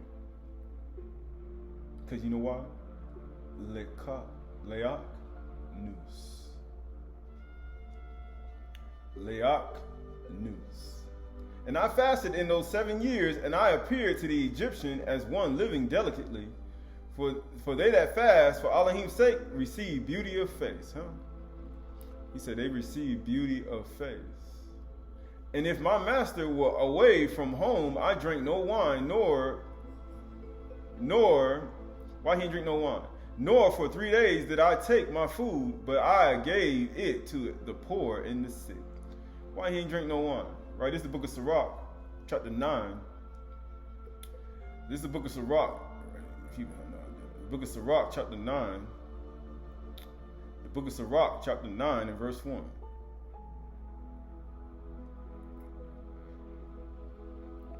It says, book of Sirach, chapter 9, verse 1. Be not jealous over the wife of thy bosom, and teach her not an evil lesson against thyself. Why? Because he that loveth his wife loveth himself.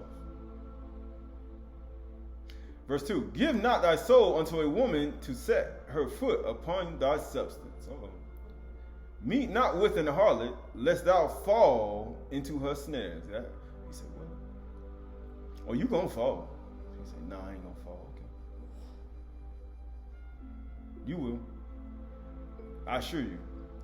Meet not with a harlot, lest you fall by her snares. Use not much company with a woman that is a singer. Uh-oh. Lest thou be taken with her attempts. What do you think he's gonna do? Uh-oh. Right.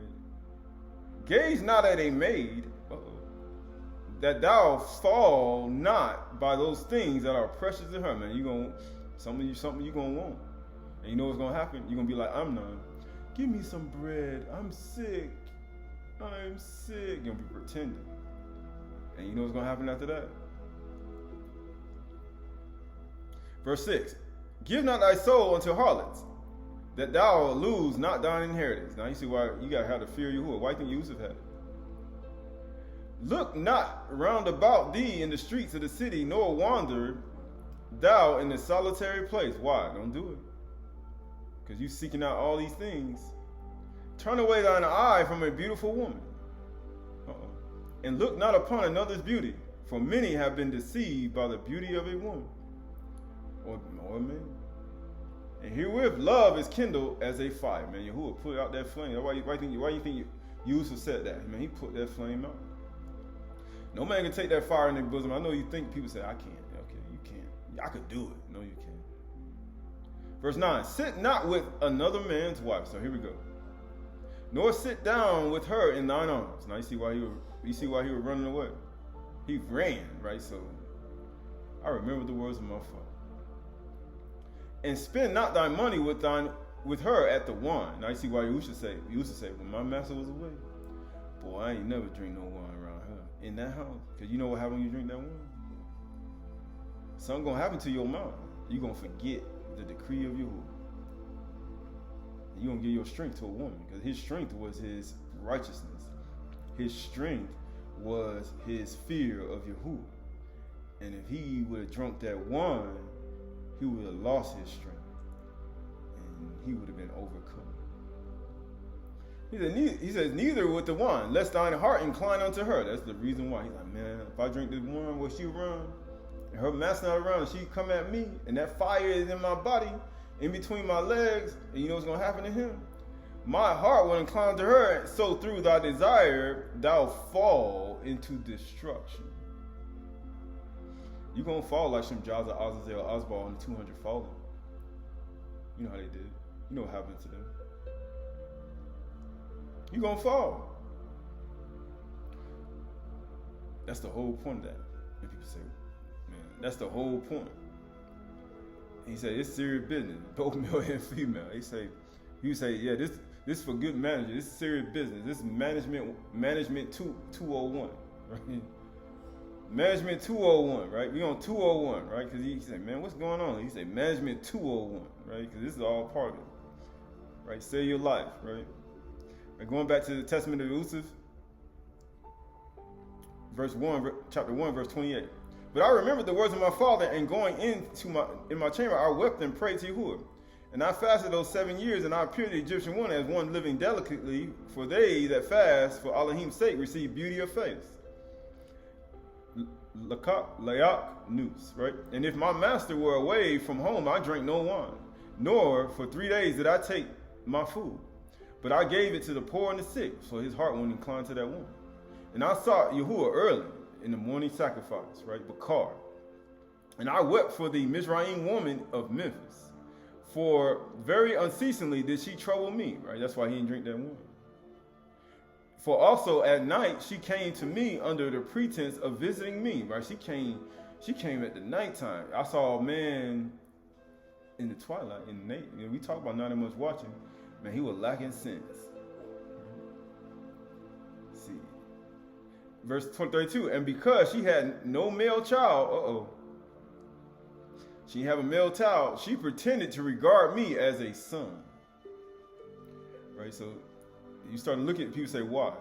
When a woman starts to regard you as a son, remember, all these are a part, he said, of our old life. Right? And then you start to see, you say, why? Because these are a part of our old life. He said, he regarded me as a son because he was beautiful. For a time, she embraced me as a son. And I knew it not. Why? Because these are all a part of old life. This is all a part of it. But later, she sought to draw me into fornication, right? So we look at the old life, right? Going to the book of Exodus. This is why he said people need to leave the old life alone, right? Because that old life will have you in another type of mindset, right? He said, if you've done these things in your past, he said you gotta get rid of it, right? And this is the book of Exodus chapter 1 and verse 12. Exodus chapter 1 verse 12. But the more they were oppressed, the more they multiplied. The more they spread abroad, the Mizraims were in dread of the people of Yasharal. So they ruthlessly made the people of Yasharal work as slaves. He's like, man, my mother's children were mad at me. They made me a keeper of the vineyard. And I never got a chance to attend to my own vineyard. And made their lives bitter with hard service in mortar and brick and in all kinds of work in the field. What Yusaph was doing. That's what he was doing, work in the house and in the field. And in all their work, they ruthlessly made them work as slaves. You think Yusaph was in there? This is what you call tribulation.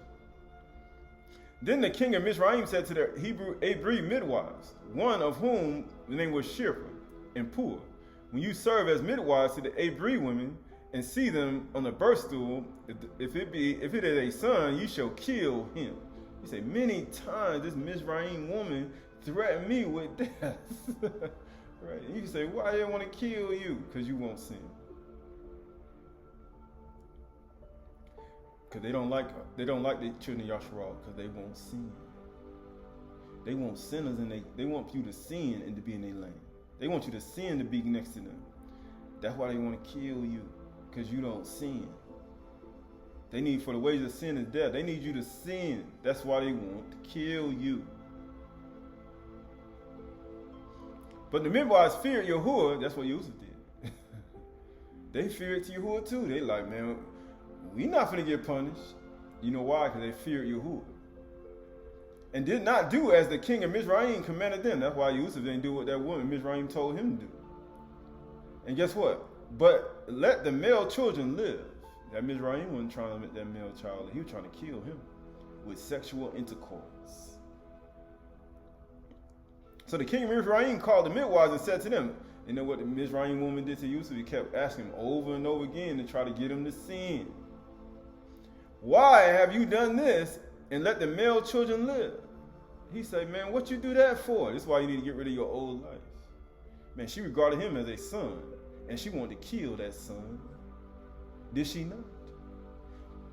This is why you need to get rid of your old life. She was trying to get me to fornicate.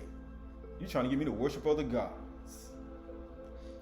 The midwives said to Pharaoh, because the Aydah women are not like the Mizraim woman. This is why you gotta get rid of it, because Aiden, he starts with an iron. Ashy'ry starts with an iron. Aydah starts with an iron. And you gotta see it. Why they not like? Because the Ashy'ry women are not like the Mizraim women, for they are vigorous and give birth before the midwives come to them. They just different from us. They just different. Notice the answer they gave. We are not like the Mizraim women, for they are vigorous and give birth before the midwives come to them. Man, they don't even want no help. They don't want no help. They don't want nobody to do nothing for them. Man, I don't need no man. I don't need no son. You know how it is. I don't need no son. I don't need no children. I don't need no man. I know you don't need Yahushua Mashiach, because you don't want him. Because you a Mizraim woman. And all you want to do is fornicate and commit adultery. Because you a Mizraim woman. You don't want your master of the house, your husband. You want a son. You want to pretend like you're a son. You want to kill that son. You want to kill that young kid in high school and he only 15 years old and you married and you 30 years old. You want to kill that boy because you a Mizraim woman. You want to sleep with him. Because adultery is adultery. Why you think Yusaph? You better remember the words of your father. Why you think Yusaph was remembering the words of his father? This is why when the father's out the house, then you'll find the children sleeping with a married woman in school, and then you'll find them committing adultery, and they be going on. They're not going to be unpunished, and you find them getting killed. Well, my son died because he slept with the woman that was married, and she was a teacher. Well, my son died because he slept with the track coach, and she was married, and he was only 15 years old.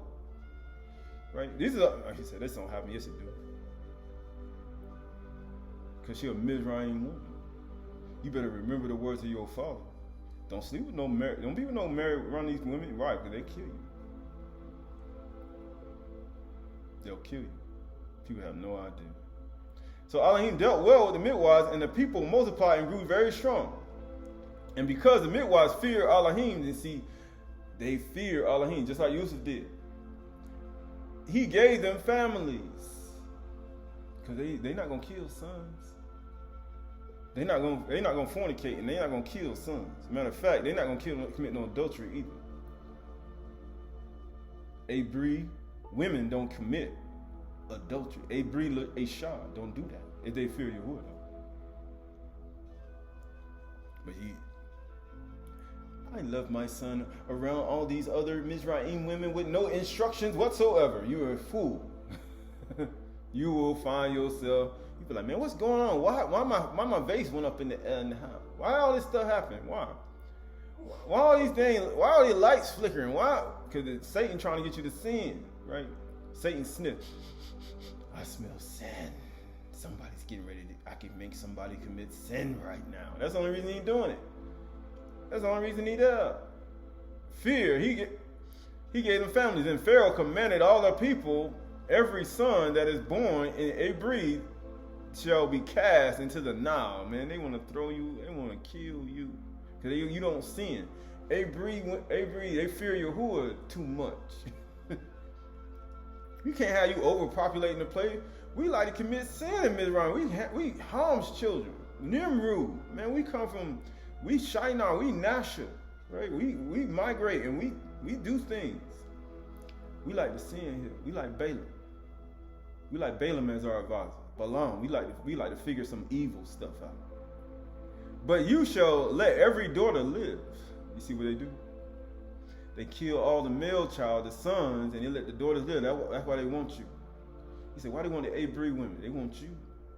They want you to be their wife, man. I'm trying to tell you. They say, no, yeah, they do. They want you. They want to get rid of us and take you. Right? He said, that's why all the Ashy'ry women are passport women, right? They want you. And guess what? You don't care. Because you don't fear Yahuwah. He said, that's the truth, right? People say, no, I don't want to hear that. Okay. That's fine. Right? And guess what? It's okay. Because that's the whole point of it. All right, this is the testament of Yusaph going back. He said, why are we going? I don't know, but it's here. And it says, Here we go. Here we go. We're going to 1 and... Yeah, here we go. Verse 134. And when I perceived, I sorrowed unto death, right? Yeah. Verse 33. And for a time she embraced me as a son, and I knew it not. But later she sought to draw me to fornication. And when I perceived it, I sorrowed unto death. And when she had gone out, I came to myself and lamented for her many days. He crying for a woman that wanted to make him commit sin. Because I recognized her guile and her deceit. He crying for her. He said, man, Yahusha left an example that you should follow his steps, who did no sin, neither was deceit found in his mouth. But when you start doing this, you are the old nature. And I declare unto her the words of the Most High. See, if happily she would turn from her evil lust. So you think men only want that lust? Men just struggle with lust. You're all over the place. When y'all gonna stand up and be man? Y'all struggle with lust too. Women, Isha, struggle with lust too. Don't get it twisted. Right? Don't get it twisted. Often, therefore, did she flatter me with her words as a Kudash man. And guilefully in her talk. You're a righteous and Kudash man. Because you know they like when you don't sin. You just more prey to them. You a virgin? You've never been with a woman before? Oh, fresh meat. They see you as like a virgin, right? And guilefully in her talk praised my chastity before her husband. You know, her master of the house standing right there. Man, this kid, he's so beautiful. He's so chaste and lovely, and he ain't been with a woman. He a virgin. He beautiful. Man, you gonna find a good wife one day. You know how it is. You gonna find a good woman some one day. She gonna be a good woman to you. She gonna be just as beautiful as you. Know good and well she won't. He said, how you know that? Because I've been around that before. That's how I know. I've been there, right? Been there, done that. I've heard these words before, right? That's why I said that. I've done it, right? I've been around it. He said, why? Because that's what they do. Did she flatter me with her words as a Kudash man, and guilefully with her husband praised my chastity before her husband, while desiring to ensnare me with her when we were alone? Mm-hmm. Yep. You be next thing you know, she pull out with a lingerie thing on right in your face while you sitting on the couch, right? Man, you got a lot bigger than what you was before, right? Now it's on and popping. They want to do something with you, right? Death, right? Death to your life, right? For she lauded me openly as a chaste. In secret she said unto me, fear not, my husband, for he is persuaded concerning thy chastity. Every word that I said, these are the words that I spake unto you while I was yet with my husband, that all things must be fulfilled, which are written in my law and in the Nevi'im, right? Concerning me, and the words that I spoke, and the things that I said, right? Concerning the chastity, for even should one tell him concerning us, he will not believe. He said, man, he ain't going to believe anything else, right? Because he believed everything I said. Only to all these things I lay upon the ground and besought Elohim, Yahuwah would deliver me from her deceit. Because that's what Yahusha didn't have in his mouth. No deceit was found in his mouth. Because she did all that with her mouth, her lashon. But this is what good managers understand. Management 201, they understand when people start to pretend to be this flattery person. And when she had prevailed, nothing thereby, she came again to me under the plea of instructions, that she might learn the word of Yahuwah. I told you. I said, that's the only reason. How do you think she's going to figure out how to get you in sin? They pretended, coming here to the bar. Tell me about that Yahusha you talking about, right? Because you don't know if they're married or not, right? They're just trying to plead with the instructions that she might learn the word of Yahuwah. I know you were right. Tell me about that at the bar, right? I know. Management 101. She want to hear that at the bar now. So please don't be thinking, oh yeah, she's going to hear it at the bar. Ain't nothing in her heart. You don't know her life. You don't know what's in her heart. And she said unto me, if thou willest that I should leave my idols, lie with me. You want me to leave my idols? You want me to leave the ocean? You want me to leave Ashy'ry and Dagon and all them gods? You want me to leave them gods? You want me to leave my fat man with the blue man? You want me to leave that man? This is what you need to do. Lie with me. And I will persuade my husband to depart from his idol. Then I'm going to teach the word to him. And he's going to turn from his idols. And we will walk in the law of Yahuwah as long as you commit some sin before we do it. Commit some sin before we walk in the way of Yahuwah. Please. And I said unto her, Yahuwah willeth not, if Yahuwah's will, and that's not his will, that those who reverence him should be in uncleanness, nor doth he take pleasure in them that commit adultery. But in those that approach him with a pure heart and undefiled lips. You see how defiled her lips are? Mizraim, I'm telling you. But she hid her peace, longing to accomplish her evil desire. And I gave myself yet more fasting and prayer, that Yahuwah might deliver me from her. For see, this management 101, when you start to see this, fasting and prayer, man. Because he's trying to get delivered from her. Because remember, he in her house, and she want to hear the word of Yahuwah in her house. She ain't like all Yahoo, the woman in all Yahoo wanted to have him in we're going to make a room for him in the room, in the house, in the upper room. And we're going to have him there. When he comes through, he ain't got no place to stay. Management 101. Beware, right? Right? We want to hear the word of Yahuwah. You don't know what's in people's mind. You don't know. Management 101. This stuff real. People say, nah, they okay. She told her husband this, my husband, please let him come in. Yeah. Management 101. This ain't a game. People think it's a game. This ain't a game. And again, at another time, she said unto me, if thou wilt not commit adultery, I will kill my husband by poison. What? And take thee to be my husband. I'm telling you. Go on YouTube. You see it. How many people, go look on YouTube how many people try to kill their husband with poison. They do that stuff today. Mizraim women do that. Just to fulfill, I'm 6'2", 6'4", 15, 16, abs, NIL deal, right? Getting ready to get some money, right? What you think them people think about? My broke old husband, I'm going to this 40,000, this person 6, 17, 16, she married. She thinking about, man, what you think she thinking about? She not thinking about what you thinking about, right? She thinking about you. My husband only makes, you making $5 million, you getting ready to get that much money? She thinking about you. That's why we become prey. You become prey to these things, and you be like, man, how am I 18, 20, 18, 19, I got a 35-year-old woman pregnant, stripper. You be like, that's how you get, that's how you got it.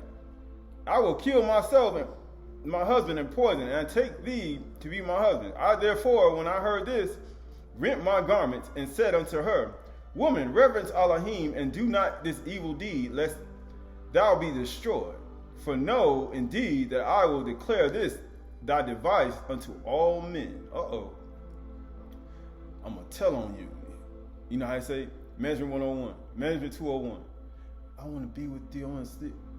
I ain't going to tell nobody. But you just make sure you repent. He said, man, I'm finna tell everybody.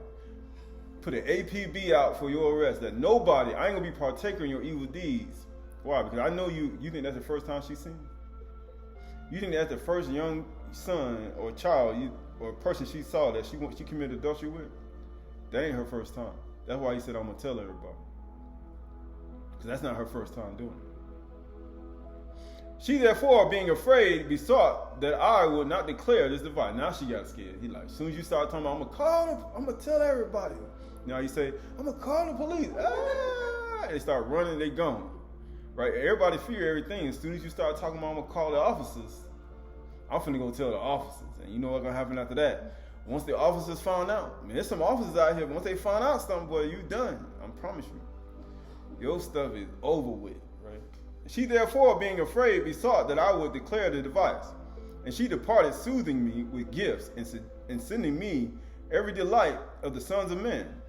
And afterwards she sent me food mingled with enchantments. Oh, you know what else she did?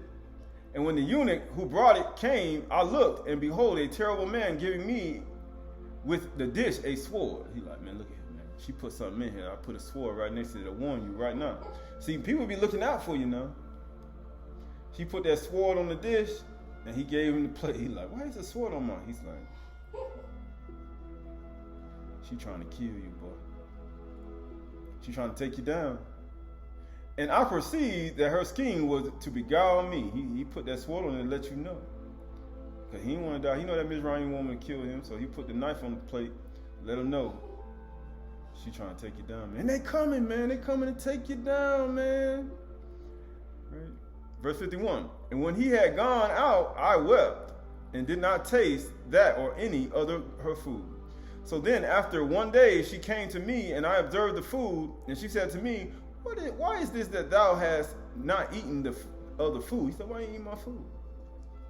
And I said to her, it is because thou hast filled it with deadly enchantments. And how saidest thou, I come not near to idols, but Yahuwah alone? He said. Guess what he said? Now therefore know that Elohim, my father, have revealed unto me by his malach thy wickedness. And I have kept it to convict thee. If happily thou mayest see and repent, but thou mayest learn that the wickedness of the unrighteous have no power over them that worship Elohim with chastity. Behold, I will take of it and eat before you. You know what happens after that? He said, I'm going to do it. And guess what he said? I'm sorry. And get what he said. And having said so, I prayed thus, Elohim of my fathers, and the Malach of Abraham, be with me, and I ate. And when she saw this, she fell upon her face at my feet, weeping. And I raised her up and admonished her again. And she promised to do this iniquity no more. But guess what? You know how people say, I promise I won't do it again, I won't do it again. He touched me, he lifted me up. No, she felt his arms, right? But guess what? But her heart was still set upon evil. And she looked around how to ensnare me, and sighing deeply, she became downcast, though she was not sick. Why is your countenance fallen? Why is your countenance fallen, Mizraim woman? Why is your lekak noose abated? Why is your sin causing your face to downcast? It's both male and female. He said, why? Because you don't fear Yahuwah. Right? We out of there. Right? So this is the book of Psalms. We almost finished. This is the book of Psalms.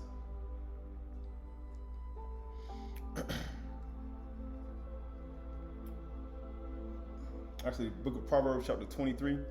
Proverbs chapter 23. Mostly Proverbs chapter 23. Verse 1. Mostly Proverbs chapter 23 verse 1. When you sit down to eat with a ruler, observe carefully what is before you. He's like, you had to look at that knife on the plate. And put a knife to your throat. Why do you think he put that knife on that plate? He like, this woman trying to take you down, boy. Male, female. If you are given to appetite, he's like, he ain't even touch it. Why? Because that's all part of it. Do not desire his delicacies, for they are deceptive food. There's poison in it. It's poison. Why do you think they poison your food today? You know what people do? I don't need to look at that. I don't wanna do all of that. Why do you think they do that today? It's deceptive food, Decepticon. That's the same thing what happens with people, the bar. It's deceptive food. You gotta put a knife to your throat. Do not toil to acquire. Well, we're not going there, right? So this book of Daniel.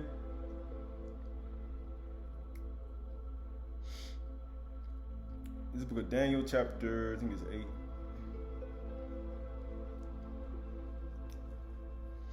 Actually, Daniel chapter 11. Daniel chapter 11, verse 31. Daniel chapter 11, verse 31. Daniel chapter 11, verse 32. He shall seduce with flattery those who violate the covenant. That's why you think Yusaph would not drink wine around that woman. She flattered him always. You a righteous man. You pure in front of her husband. She will, and he ain't violate the covenant, but you know the management, other managers, they'll be like, yeah, I know your husband when he ain't around, right? Just come back tomorrow. Come back, right? He shall seduce with flattery those who violate the covenant, but the people who know their Elohim shall stand firm and take action. Do not this evil deed, right? And he spoke the word of Yahuwah right to her face.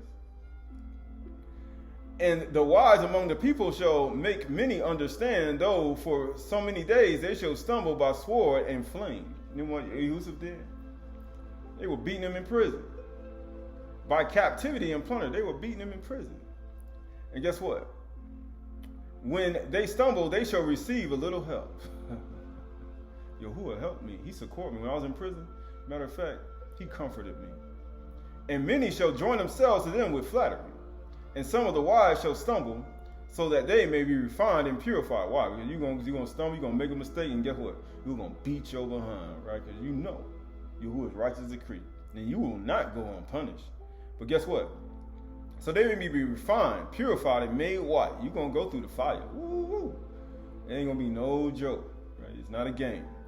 Until the time of the end, and it shall await at the appointed time, right? It's going to happen to you, right? Going to he say management, right? People say, yeah. He say, man, management, right? People say no. Right, this is the book of Mark, chapter 16. Mark chapter 16 and verse 4. Mark chapter 16 and verse 14. Mark 16, 14. Afterward, he appeared to the 11 themselves as they were reclining at the table. Man, it was reclining. And he rebuked them for their unbelief and hardness of heart. He rebuked them because they don't believe. He trying to warn them. Why think, man, my son, don't forget, love uprightness. Don't associate with hypocrites. And righteousness will be your friend. And he rebuked them for their unbelief and hardness of heart. Today is the day of salvation. Why? Because of the hardness of your heart, he wrote you this precept from the beginning, it was not so. Because people have hardness of heart. Because they had not believed those who saw him after he had risen. Who was the people who came to him after he risen? Women. The women came to them and told them, and he said, you unbelieving men, you don't even believe a woman. I sent women to test you, to see what's in your heart. And what he said, David said, Yahuwah, test my heart and my mind. Didn't he say that? Why do you think Yahuwah sent the women to them first? He was testing them. I want to see what's in your heart. He did that right in their face. They didn't even know. He was testing them. You ain't believe. And he said to them, go into all the world and proclaim the truth to the whole creation, right? Whosoever believes and is immersed will be saved, but whosoever does not believe will be condemned. You wicked woman. Why do you think Yusaph was saying that to her? Yahuwah are going to destroy you. Right? And guess what? And these signs will accompany those who believe. In my name they shall cast out demons. They will speak with new languages, new tongues, and they will pick up serpents with their hands. And if they drink any deadly poison, why do you think Yusaph ate them and drank that enchantment? He's like, man, I fear Yahuwah and I keep myself in chastity. He prayed to Yahuwah and he drank it. He said, see, hopefully she will repent. She fell down, she was afraid, but then she still had that evil because her heart was hardened. So please don't be thinking because you repent one time, you be thinking like, yeah, you ain't gonna do it again. This and that. I assure you, if you have an evil desire in your heart and you want to fulfill it, ain't no amount of word the bar gonna stop you. That's how you know you got something on the inside of you that need to be dealt with. If somebody hitting you at the bar like 150 times, you still don't want to stop, man, you got a serious problem and you need to deal with yourself by not eating anything. and be abort. They say kadar to the ground. It's serious, right? You got some serious problem. Ain't nothing nobody can do for you. You say, I could do the whole. No, you ain't gonna do nothing. That person gonna have to make a conscious decision in themselves and say, hey, you know what? I'm wicked, right? It will not hurt them. They will lay their hands on the sick and they will recover. I'm sick, and she wasn't even sick. Remember, she was sick. She was pretending she was sick, but she wasn't sick. Right? All this is a part of it, right? So that's all a part of it, right? So this is the book of Zechariah, chapter 8, 9 through 17. It says, this is what Yahuwah Almighty says. Now hear these words. Let your hands be strong so that the temple may be built. This is what you need to do within yourself. Your yard, your kaf, your 2 yards, your kaf, right? Be strong. This is also what the Nabi'im said, who were present when the foundation was laid for the house of Yahuwah Elohim. Why? These are all a part of management. Why do you think he told him to go to all creation? He's building a house. Just wanted it wasn't made with hands though. Why he didn't told him to go teach everybody and be immersed? Because he was building a house, but it wasn't with hands, so it was people. Before that time, there were no wages for people or hire for animals. Man, there was no pay out here. No one could go about their business safely because of their enemies. You know how many enemies out here? You can't buy, sell, or save because of your enemies. Since I have turned everyone against their neighbor, what do you think? He said, we read in Enoch, he said, it's going to get worse and worse. Who did it? Who turned everyone against their neighbor? You did it. Yahuwah did it. But now I will not deal with the remnant of this people as I did in the past, declares Yahuwah Elohim. The seed will grow well, the vine will yield its fruit. Why? Because they prayed and they fasted, and now they got water, and now they got vegetation.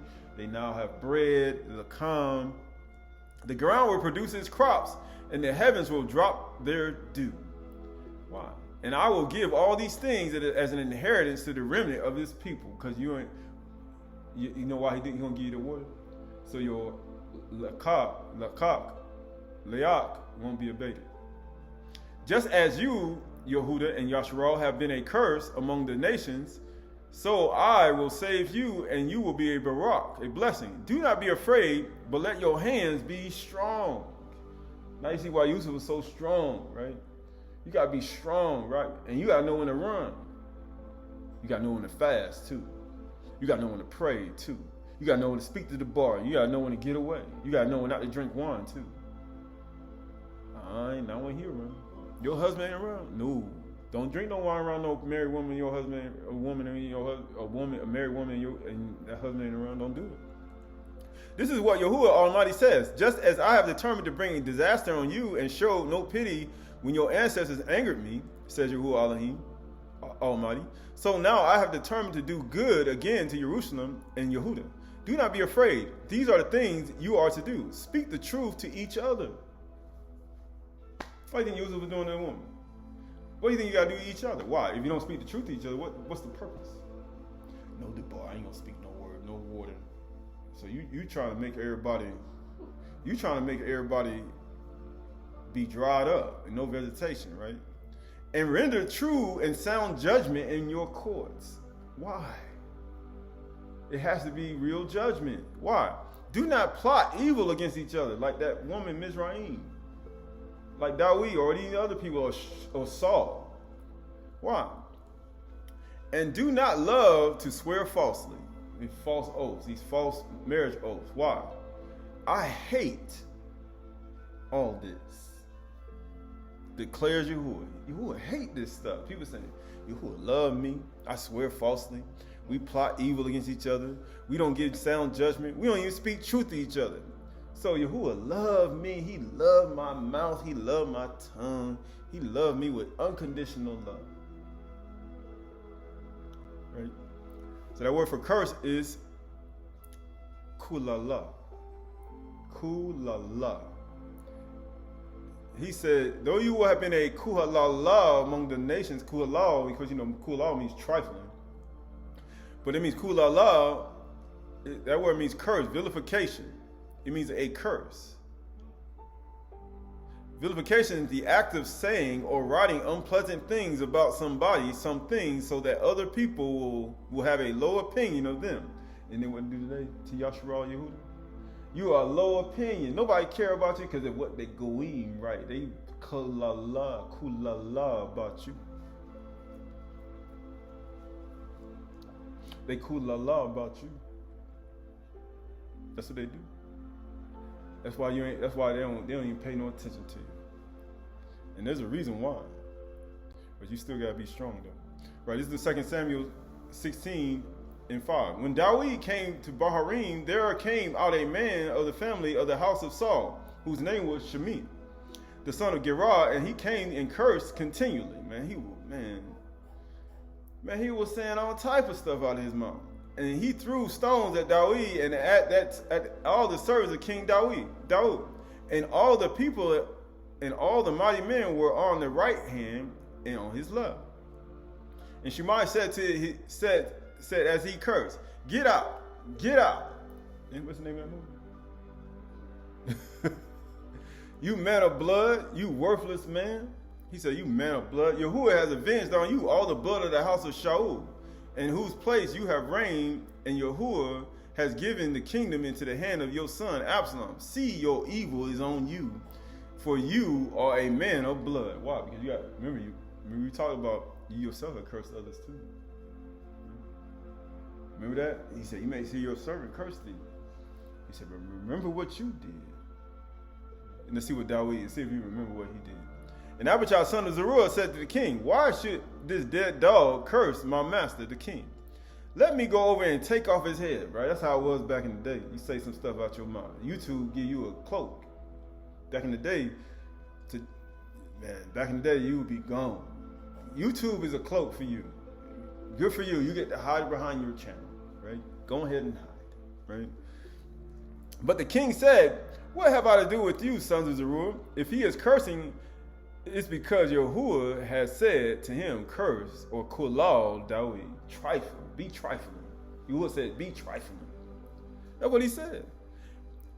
Who then shall say, why are you done so? This is Yahuwah's will. And guess what? And Dawid said to Abishai and to all the servants, "Behold, my own son seeks my life." 1. How much more now may this Benjamin? Leave him alone. Let him Qalalah. For Yahuwah has told him to do it. Who do you think told him to do that? Yahuwah said, be trifling. Trifling. Abated. Curse. Verse 12. It may be that Yahuwah will look upon the wrong done to me, and Yahuwah will repay me with good for his Qalalah today. So you think all the Goyim, all the nations that's Qalalah about you? You think Yahuwah ain't looking at it? And all you got to do is fear Yahuwah. And Yahuwah said, I'll do good to you. Yasharal and Yehuda. You just got to accept what's happening to you. Absalom they did take the throne. They stole it from you. But then at the same time, they Qalalah about you. But guess what? So Dawid and his men went out on the road. Just go on the road. Go on ahead and go forward. While Shimei went along on the hillside opposite him and cursed as he went and threw stones at him and flung dust. Right? So people still going to be talking about you on the road, but still you got to keep going. And the king and all the people were with him arrived weary at Yarden, and they refreshed themselves, right? Because that's all a part of it, right? This is Ephesians 4:17. Now this I say and testify in the master, that you must no longer walk as the Goyim do. Don't Qalalah. Don't do what they do. Don't Qalalah. Don't be trifling. They put you as a person. It's your slang, right? But in actuality, do not do in the futility in their minds. Don't do it. They're worthless. They are darkened in their understanding, alienated from the life of Elohim because of the ignorance that is in them, due to the hardness of their heart. That's why you think Yahushua went in there and said, man, y'all, how your heart's hardened in unbelief? He came in there and rebuked them. People say, what? And you say, what? Why do you think you rebuking that Mizraim one? They have become callous and have given themselves up to sensuality, greedy to practice every kind of impurity. It don't matter. Fornication, adultery, greed, swindling, extortion, robbery, slander, gossip, lying, all of it, right? But that is not the way you learn Mashiach. Who should like? You unbelieving, you hard. Who did I send to you again to tell you about this? Assuming that you have heard about him and were taught in him, as the truth is in Yahusha, to put off the old self which belongs to your former manner of life, incorrupt through deceitful desire. That's what happens to the woman. She had deceitful desire. She had deceit in her heart. And Yusaph prayed to be delivered from her deceit and to be renewed in the ruach of your minds. Because these words I'm speaking to you, they are ruach and they are life. To put on the new self created in the likeness of Yahuwah in true righteousness and Qhdsh. Why? My son, love uprightness. Do not associate with hypocrites, and righteousness be your friend. That's true uprightness, right? Right, so that word for minds, guess what the word for minds in that verse? You see, the word is nous. Right? Lakat, laak, nous. But this is the Greek word for nous. But the Greek word for nous means the intellect. His mind, his lave, he was an expert. His instructions, this man. That in the mind, divine, human thought, divine thought, free will, under his understanding was not abated. It did not leave. His countenance was not abated. He had his chastity, he had beauty of face. Matter of fact, wisdom made his face to shine. Matter of fact, he had to put a cloak on his face. He was bright as the sun. Right? Nous, right? Talim 62, 1-8. For Elohim, you alone, my soul waits in silence. From him comes my salvation. He alone is my rock and my salvation, my fortress. I shall not be greatly shaken. How long will you all attack a man to batter him? Like a leaning wall and tottering fence. You know what they were doing to Yusaph in the prison? They only planned to thrust him down from his high position. And what that woman was trying to do, she's like, man, you're going to bring me to destruction. And she did. She falsely accused him.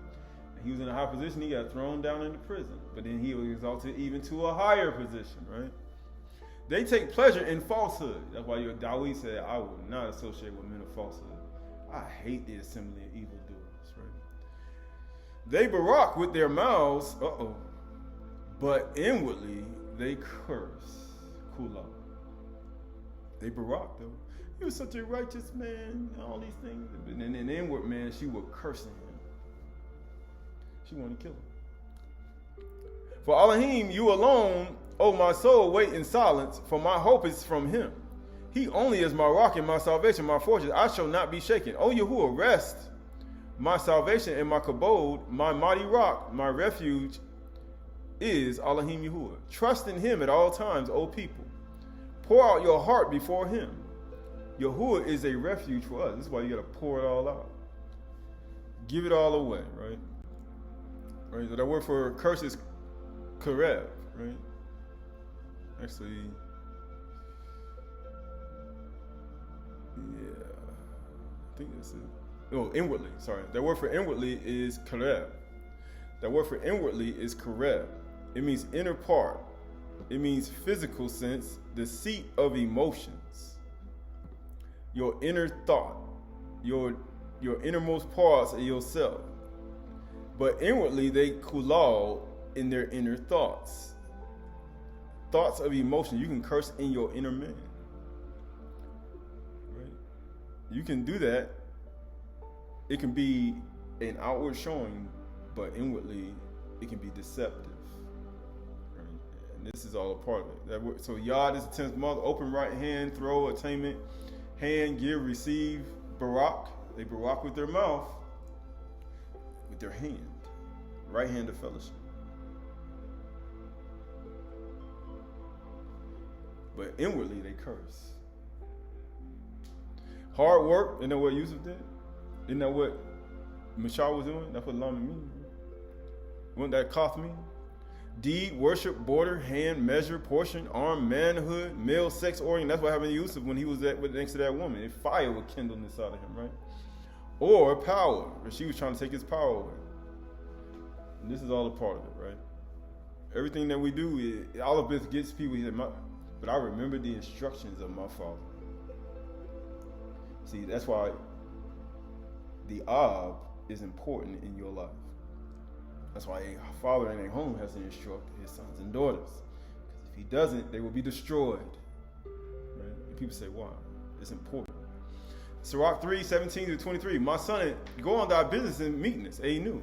So shalt thou be beloved of him that is approved. The greater thou art, the more humble thyself, and thou shalt find favor before Yahuwah. Why? That's what happens. That's how Yahuwah going to come and help you in these situations. Many are in high places of renown, but mysteries, Aydah, are revealed unto the Aydah. Because remember, that Pharaoh came in there, he was men of renown. He was in high places. He came to them, he ate 3 women. He said, kill the sons. He said, man, we ain't like the Mizraim women. We ain't like your women. Right?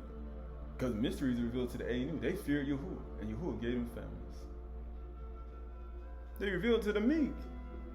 For the power of Yahuwah is great and honor with the lowly, because they were humble. They were Aydah. They weren't high-minded. They weren't thinking about killing the sons. Seek not out things that are too hard for thee, neither search for things that are above thy strength. He said, don't do it. I'm going to go ahead and eat this enchantment. Matter of fact, I'm not even going to look at the knife. Matter of fact, I don't even kill him. Even though they poison and everything, I ain't even going to think about it. Who cares? Go ahead if you want to. But what is commanded thee, think thereupon with reverence, for it is not needful for thee to see with thine eyes the things that are in secret. Not needful for thee to be with a woman who's married in secret. It's not needful for you to look at a woman's secret, a maid's secret parts. It's not needful for you to be in those situations with a 6'4" abs, 250-pound grown man. You married, ain't no good. Even if you ain't married, fornication right at the door. The ruach of fornication take over a woman more than a man. That's in the Testament of Reuben. Go read it. Right? It's all a part of it. Right? Verse 23, be not curious in unnecessary matters, right? Why? And then what that woman was doing? She kept bringing him in unnecessary conversations, unnecessary matters. It was just mess. That's what the Yusaph said. She kept trying to entangle me with unnecessary things, trying to cloud my mind from the debar. Because that's all it does. That's what these unnecessary matters are. For more things are showed unto thee than men, women, and children, and Malachi, and princes, and rulers, and Mizraim women understand. We look at all that. We look at Yahushua Mashiach. We look at the light of life. Look at the love he's shown to us, and even the love that he gives. Even when he said, when you're in the most toughest situation in your life, he said you got to lean on Yahuwah. You got to know when to leave a situation. You got to know when to understand, when to speak, when to bring one into humility and humbleness and fast. And you got to know when to speak to the bar. But he said these are the managerial skills of both male and females of Qahalath, with children and also with sons and with daughters and also around people of the world who want to destroy your life. And people say they're not trying to destroy your life. Yes, they are. For Yahushua said, no one is great, a servant is no greater than his master. If they hated me, they're going to hate you too. They're going to try to destroy you too with sin. So we look at all these things that we live in this world, we are not of it. But to be of the world is to walk in their behaviors and to be like those in the world and be like the Goyim. But to not be in the world is to live in the world amongst the Goyim and be shining as lights. And they will hate you.